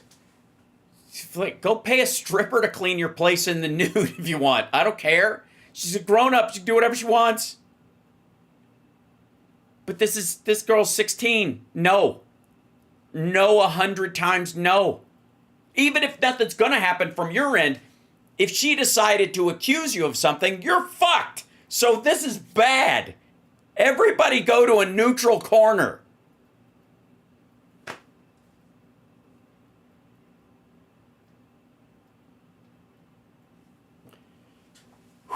Be so frustrating to you because I'm sure you've seen various ways in which insinuations and dubious claims are grown from simple statements. But this is dishonest, and to see the press doing this over and over, really over and over, all Trump has to do is stop saying shit like he stole her.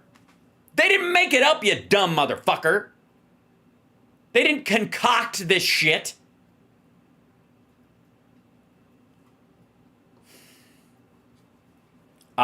This is just fucking aggravating. Jesus Christ. These might be 2 of the most hideous people we have covered in a long time. Because they're, like, what I wouldn't give for Vinny from Peanut Butter Dickhead's podcast to be sitting there going, what are you talking about? Right? Like, I'd like to see the veins on his fucking forehead pop up.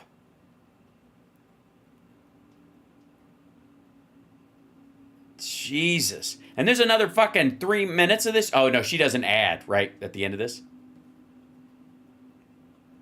reminds me of the Russiagate thing, in which...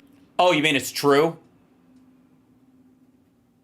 Oh, you mean the Russiagate thing where there would have been charges if Bill Barr, the guy whose father gave Jeffrey Epstein his first job at an all-girls school, where he clearly molested some of the students there. It would have actually been, they'd been allowed to look at Trump's financials, which would have given the motive part to means, motive, and opportunity, which would have created the three, stool legs of a case. But because they removed that, they weren't able to bring charges or suggest charges to the DOJ because they didn't have motive, because they weren't allowed to look at the finances. Because two other people, namely Donald Trump and Bill Barr, who knew Jeffrey Epstein, were involved in that too. Yep.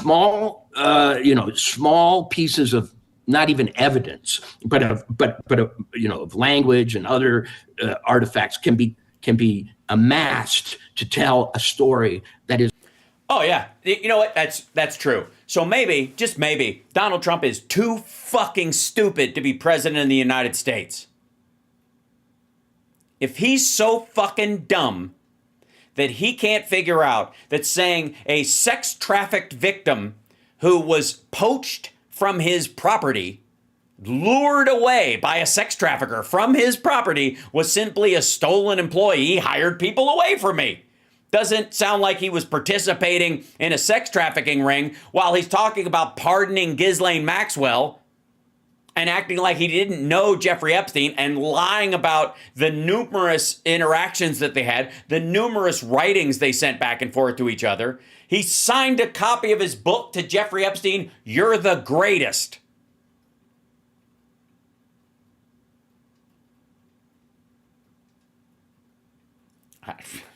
I'm starting to understand why Glenn Beck isn't covering this issue again anymore. Completely untrue. We don't know all the things there are to know about Jeffrey Epstein, and we're right. You're right. You don't. So maybe stop defending Trump until you do. Because if you're wrong about this, it's really fucking bad. This might be one of those areas where you might want to tread lightly and not call the press out for being overly sensitive, for perhaps on he stole her, considering the context of not only, let's just put aside all the language, they're misreading or stacking the language. How about the fact that up until that very moment, you dopey motherfuckers think that Trump kicked him off the property for, quote, being a creep. And he didn't. It turns out he was just taking some of his pretty girls off the property and they wouldn't come back. I don't know, maybe some of them were sex trafficked or something. I mean, whatever. Who cares, really? They were working here, and good help is hard to find. The biggest part of this isn't whether the media is overusing or underusing the phrase that Trump uttered himself. He stole her. The big issue is that you motherfuckers were hiding behind the he kicked him out because he was a creep story, and that has completely fallen apart. Your only real fallback now is that it was over a real estate deal. Jesus. Hoping that we hear more. But at this point, this kind of conclusion is almost libelous. Yes, yeah, go for it. Yeah, it's almost libelous. He should sue about them quoting his own words. What are you going to serve? Libelous interpretation? Look, when I said I'm guilty of murder, what I meant is that we're all kind of guilty of murder because we pay taxes and war. There's always innocent people killed in it. And so I wasn't just because I had a knife in my hand and blood dripping off of it and there was a corpse on the floor. I wasn't talking about that. I found the knife. It was sticking in the person, and when I was trying to get it out, I kept falling forward, and the knife, I don't know if it was like magnetic or like, I think she's got a spinal plate and it was magnetized, and the knife just kept going in or whatever. I'm standing there and the cops come in and I got the bloody knife in my hand and I was like, I'm a murderer. And what I meant by I'm a murderer, they're writing in the newspaper that I was the murderer because I have a knife in my hand, there's a dead person there,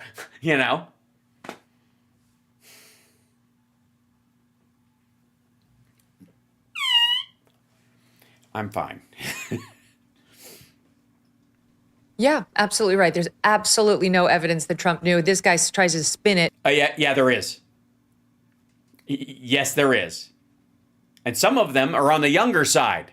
How about when him and David Copperfield, who were also friends with Jeffrey Epstein, and Jeffrey Epstein comes to the party for the Look of the Year competition, and these are all underage girls. They were all under 18. Based on that one Trump comment from years ago where he's like, oh, he loves women, and some say he even likes them young. That is not the same as he's a pedo. You're right. It's not the same. If you say it about anybody but Jeffrey Epstein.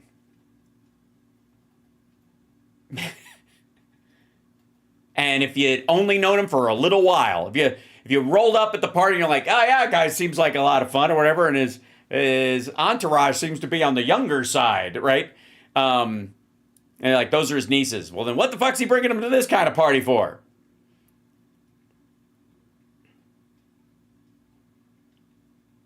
Just keep trying, Meg. Keep trying. Sex trafficker of underage girls, okay? It's your people over on Team Blue who knew that he had pleaded guilty to an act of prostitution with a minor, which, by the way, is not a thing. That's statutory rape. Minors cannot prostitute themselves. Right. There you go. Look at that. Meg, you and I agree on something, finally. Anyway, and still showed up at his mansion to try to glad hand with him. All the left-wing. Oh, you mean Alan Dershowitz, Trump's attorney? You mean Steve Bannon, who continued to be close to him and filmed 15 hours of him, both in the States and in Paris, to help him rehab his image, to create a documentary to basically fix his image? Press that went to kiss the ring. It wasn't Donald Trump. He was out of Epstein's life long before all that. Anyway. Largely because both of them were just getting too old to pull it off. It's just ridiculous. Yes, you are just ridiculous. Holy shit. That clip took longer than I thought. Motherfucker.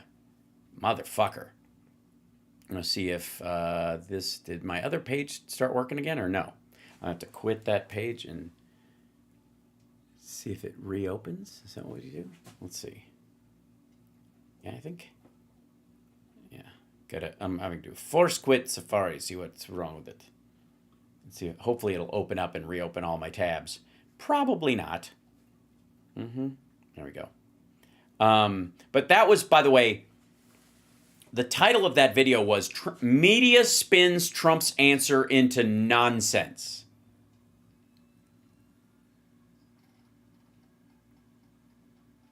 And the fuller one is into complete nonsense. So, check yourself. That's a rough one, I gotta say. Like, I'm so used to, like, how full of shit all these people are that it becomes difficult to, like, think I'm gonna be freaked out by any of it. Now, can I? By the way, somebody was asking me earlier, what do I know what a social democrat is? I know somebody who calls themselves one, or used to anyways. Jimmy Dore. Jimmy Dore's sock dem. That was his defining characteristic, right? This is his thumbnail about Trump's trade deal, which doesn't exist and is hilariously stupid. Trump gets huge win by crushing Europe in trade deal, is the title of this. Trump grabs Europe by the pussy. The Jimmy Dore Show. And in the background, I guess that is the Nord Stream 2 pipeline blowing up.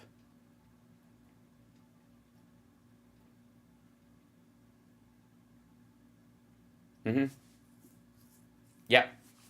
So, Jimmy Dore calls himself a sock dem. Can we end on this one? I don't need to do the whole thing. Hold on. Let's see. It's going to be... let's see.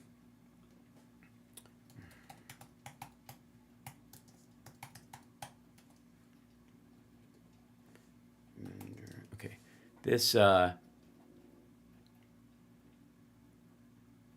find the video on this. Yeah.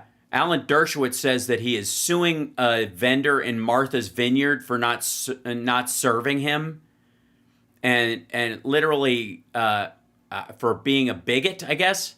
Yeah, here it is. For not selling him pierogies at the Martha's Vineyard Farmers Market. Now, Alan Dershowitz it has been complaining for years that he is he's become a pariah in Martha's Vineyard. He can't hang out and hobnob with the rich people because he is what I like to call scumbag adjacent. Now, I know what some of you are saying. No, Hal, he's a scumbag himself. And I would agree on, kind of in the generic form of the term, I think it absolutely fits. But when I'm talking about specifically the legally culpable kind that, you can actually prove, like Jeffrey Epstein and others, and O.J. Simpson and Donald Trump, a fraudster, a convicted felon, and a person who should have been impeached by the Senate, and he was impeached by the House, should have been removed by the Senate. But Dershowitz also got a massage in Jeffrey Epstein's house, and the details of which have to fall under trust me, bro. And let me tell you something. Whoever this vendor is, I want to order pierogies directly from them. My girlfriend loves pierogies. Her family's from the Czech Republic. And so we've got to figure out who that person is and just see if they deliver. But as Dershowitz tells it, he was waiting on a glass of fresh squeezed orange juice and riding the high of an early cornhole when his trip to the pierogi stand went south. This is he demands satisfaction, or at least a hot tray of pierogi. Former lawyer for Donald Trump and Jeffrey Epstein is back at Martha's Vineyard and embroiled in another high-profile feud. This time around, his foe is a farmer's market stand that purportedly refused to serve him the Polish dumplings in light of his political views. Bigoted vendor at Martha's Vineyard's farmer market refused to sell to me for political reasons. I'm suing. He wrote on social media Wednesday the controversial attorney elaborated on the incident in a live stream video shortly thereafter. And I think that's, let's see. This one. This motherfucker wasn't served pierogies at Martha's Vineyard, so he did a half-hour live stream on this. Let me tell you something before I even dip into this horse shit. If I ever pull the celebrity don't you know me fucking card and do a live stream about how I was refused service somewhere for anything, stop watching my live stream. It has gone to my head and it is unhealthy.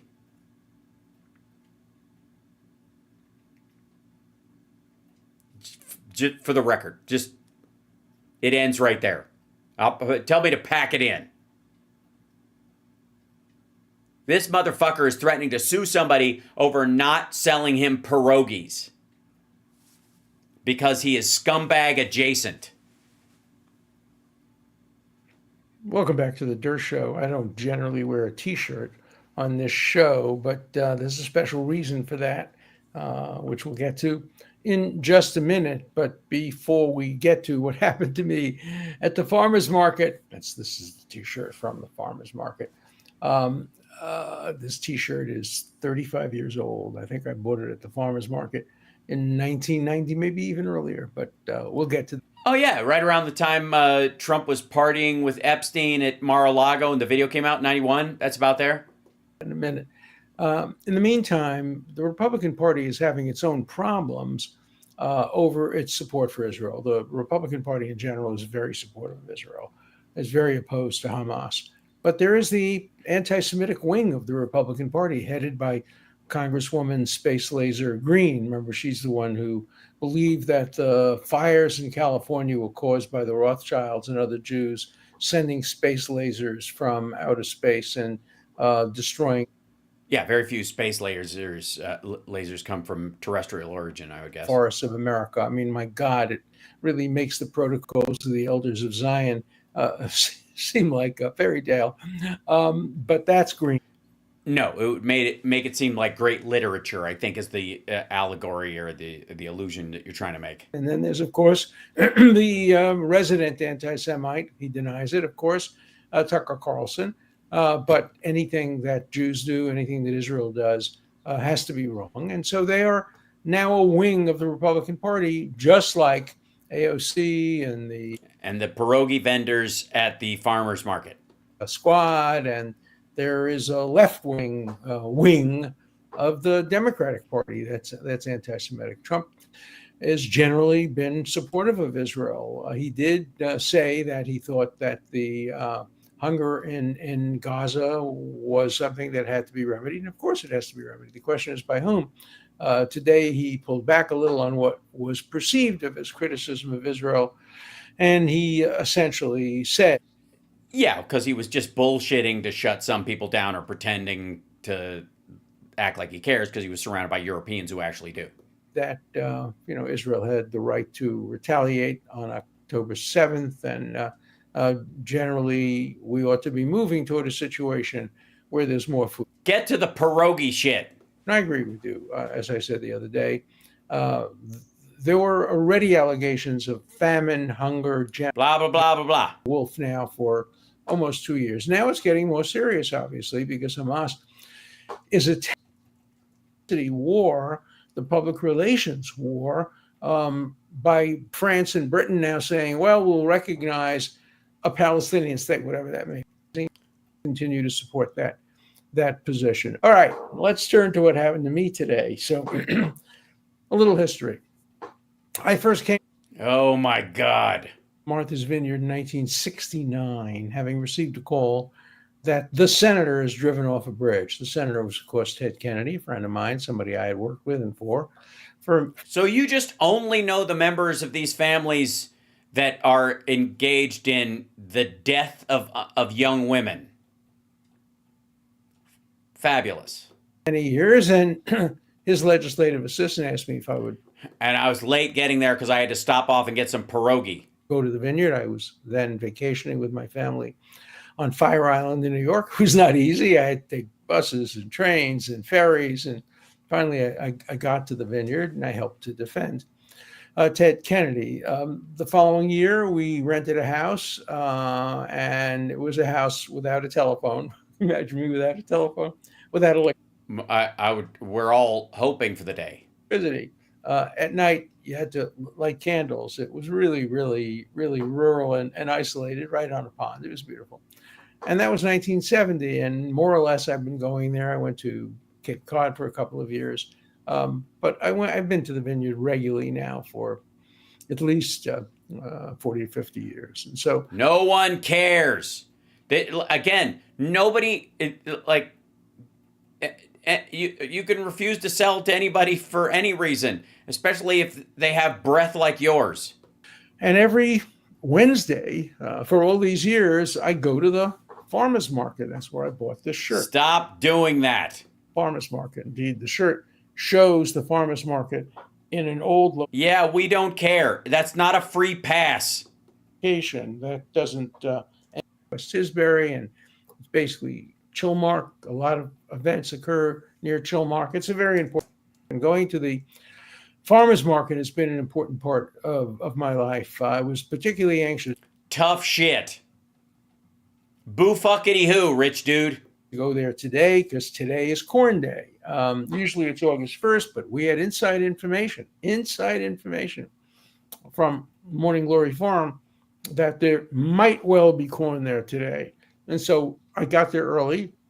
I bought my 12 pieces of corn, 3 of which I've already had for lunch with my wife. And then I went and had my usual squeezed orange juice. There's a guy named Bucky who's a phenomenal fisherman. Get on with it.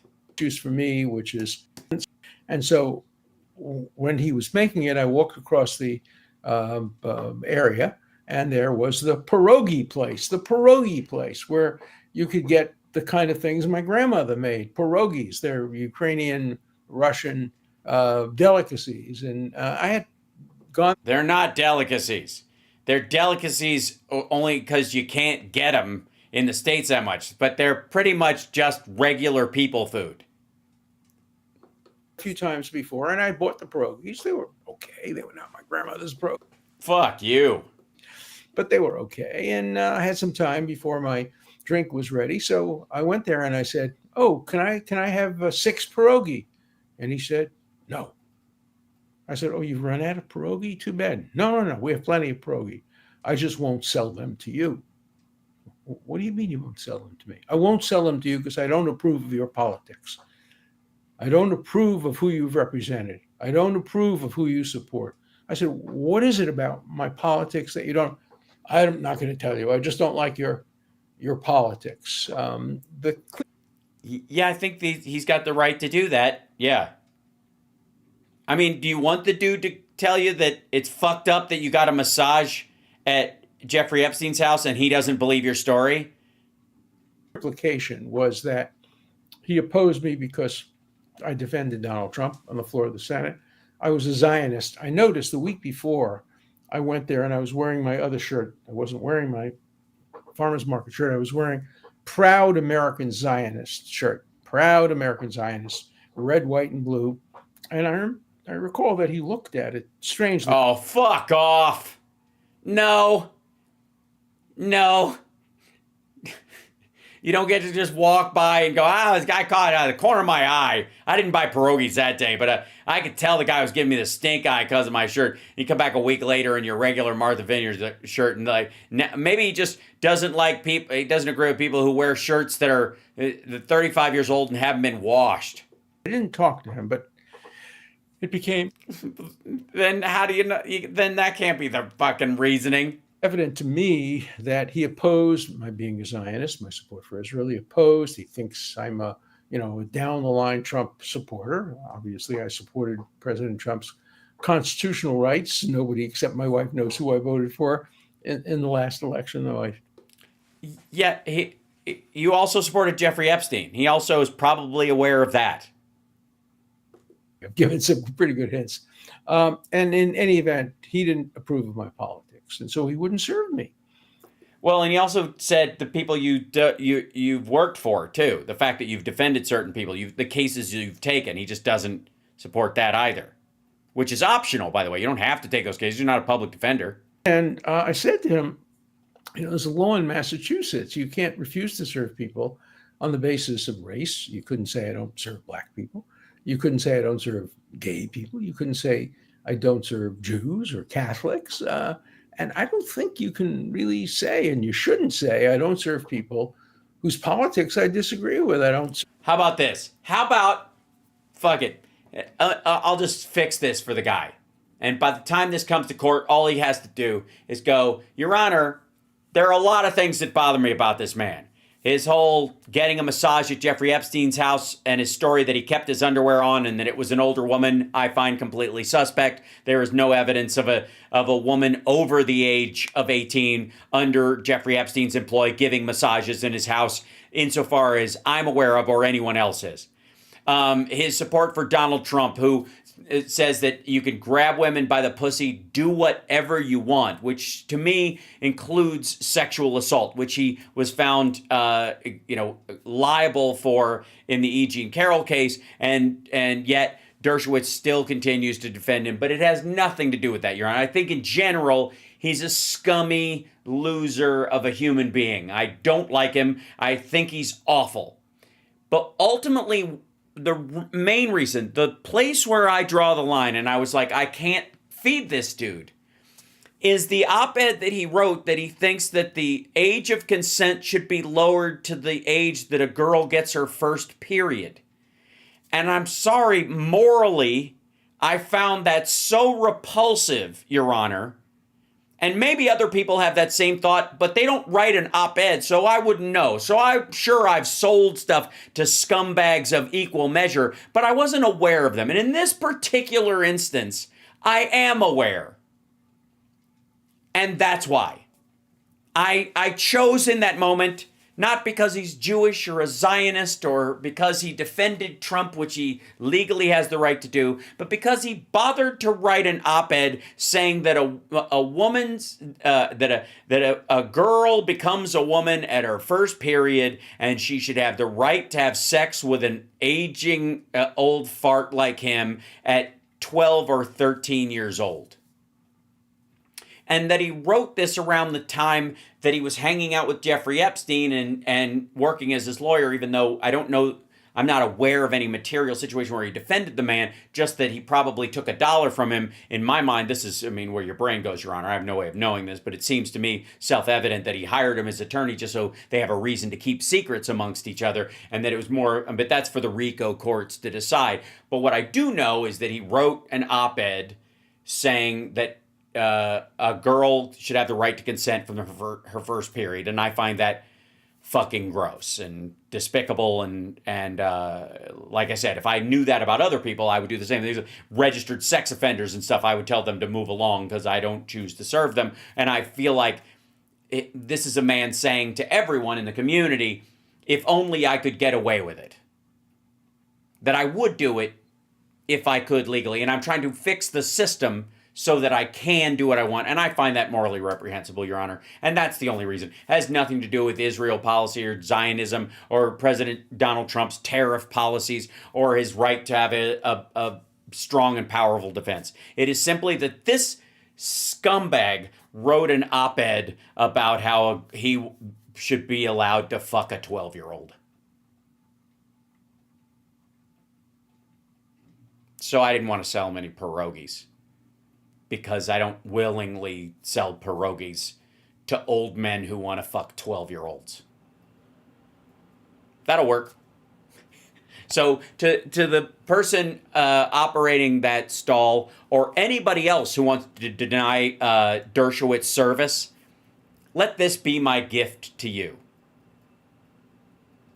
Glad to be of service. If you need any more help, I'm here. Like, subscribe, give a thumbs up, support the show. Patreon.com/HouseParks. And I think that will cure it. And if he wants to stand there and go, Your Honor, he should have to serve me food. And the fact that I want to fuck a 12-year-old is none of his goddamn business, even though I made it his business by writing something in the paper. Let him say it. And here's the other thing. Bring 6 cold old pierogies with you and go, Your Honor, I'm willing to settle this case right now. I will give you 6 pierogies and you can give them to him if you think that his opinion about 12-year-olds being allowed to have sex with men in their 60s is a valid argument. But I leave that up to you, Your Honor. I'm not the court.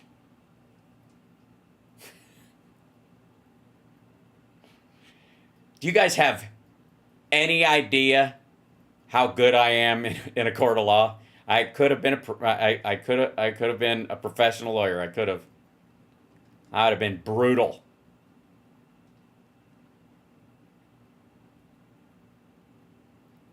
So, anyways, I love you guys. I will see you tomorrow. Take care of yourselves and take care of somebody else. And I want to say, Boston Brian, apparently everybody loved your show earlier today. Fantastic. You're a good man, and I will see you guys tomorrow. Our dear friend Rob Glenn is back for Friday Eye, and I have so much stuff to show him.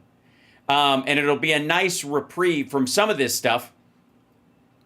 And I think my favorite thing is the open source robots that are going to cost $6,000, and I want one. I'm just saying, if it might, and they'll be shipping by October. So I'm just saying, if you guys are looking for a collective gift for me, hell is Buckaroo. You have no idea. Oh, you have some idea. I think you have some idea. All right. Thank you guys so much, and away we go. And I think we can all agree that it's a toss-up today. Fuck Megyn Kelly and fuck Alan Dershowitz. Both of them are equally shitty people. But you guys are awesome. Hit that like, and I will see you tomorrow.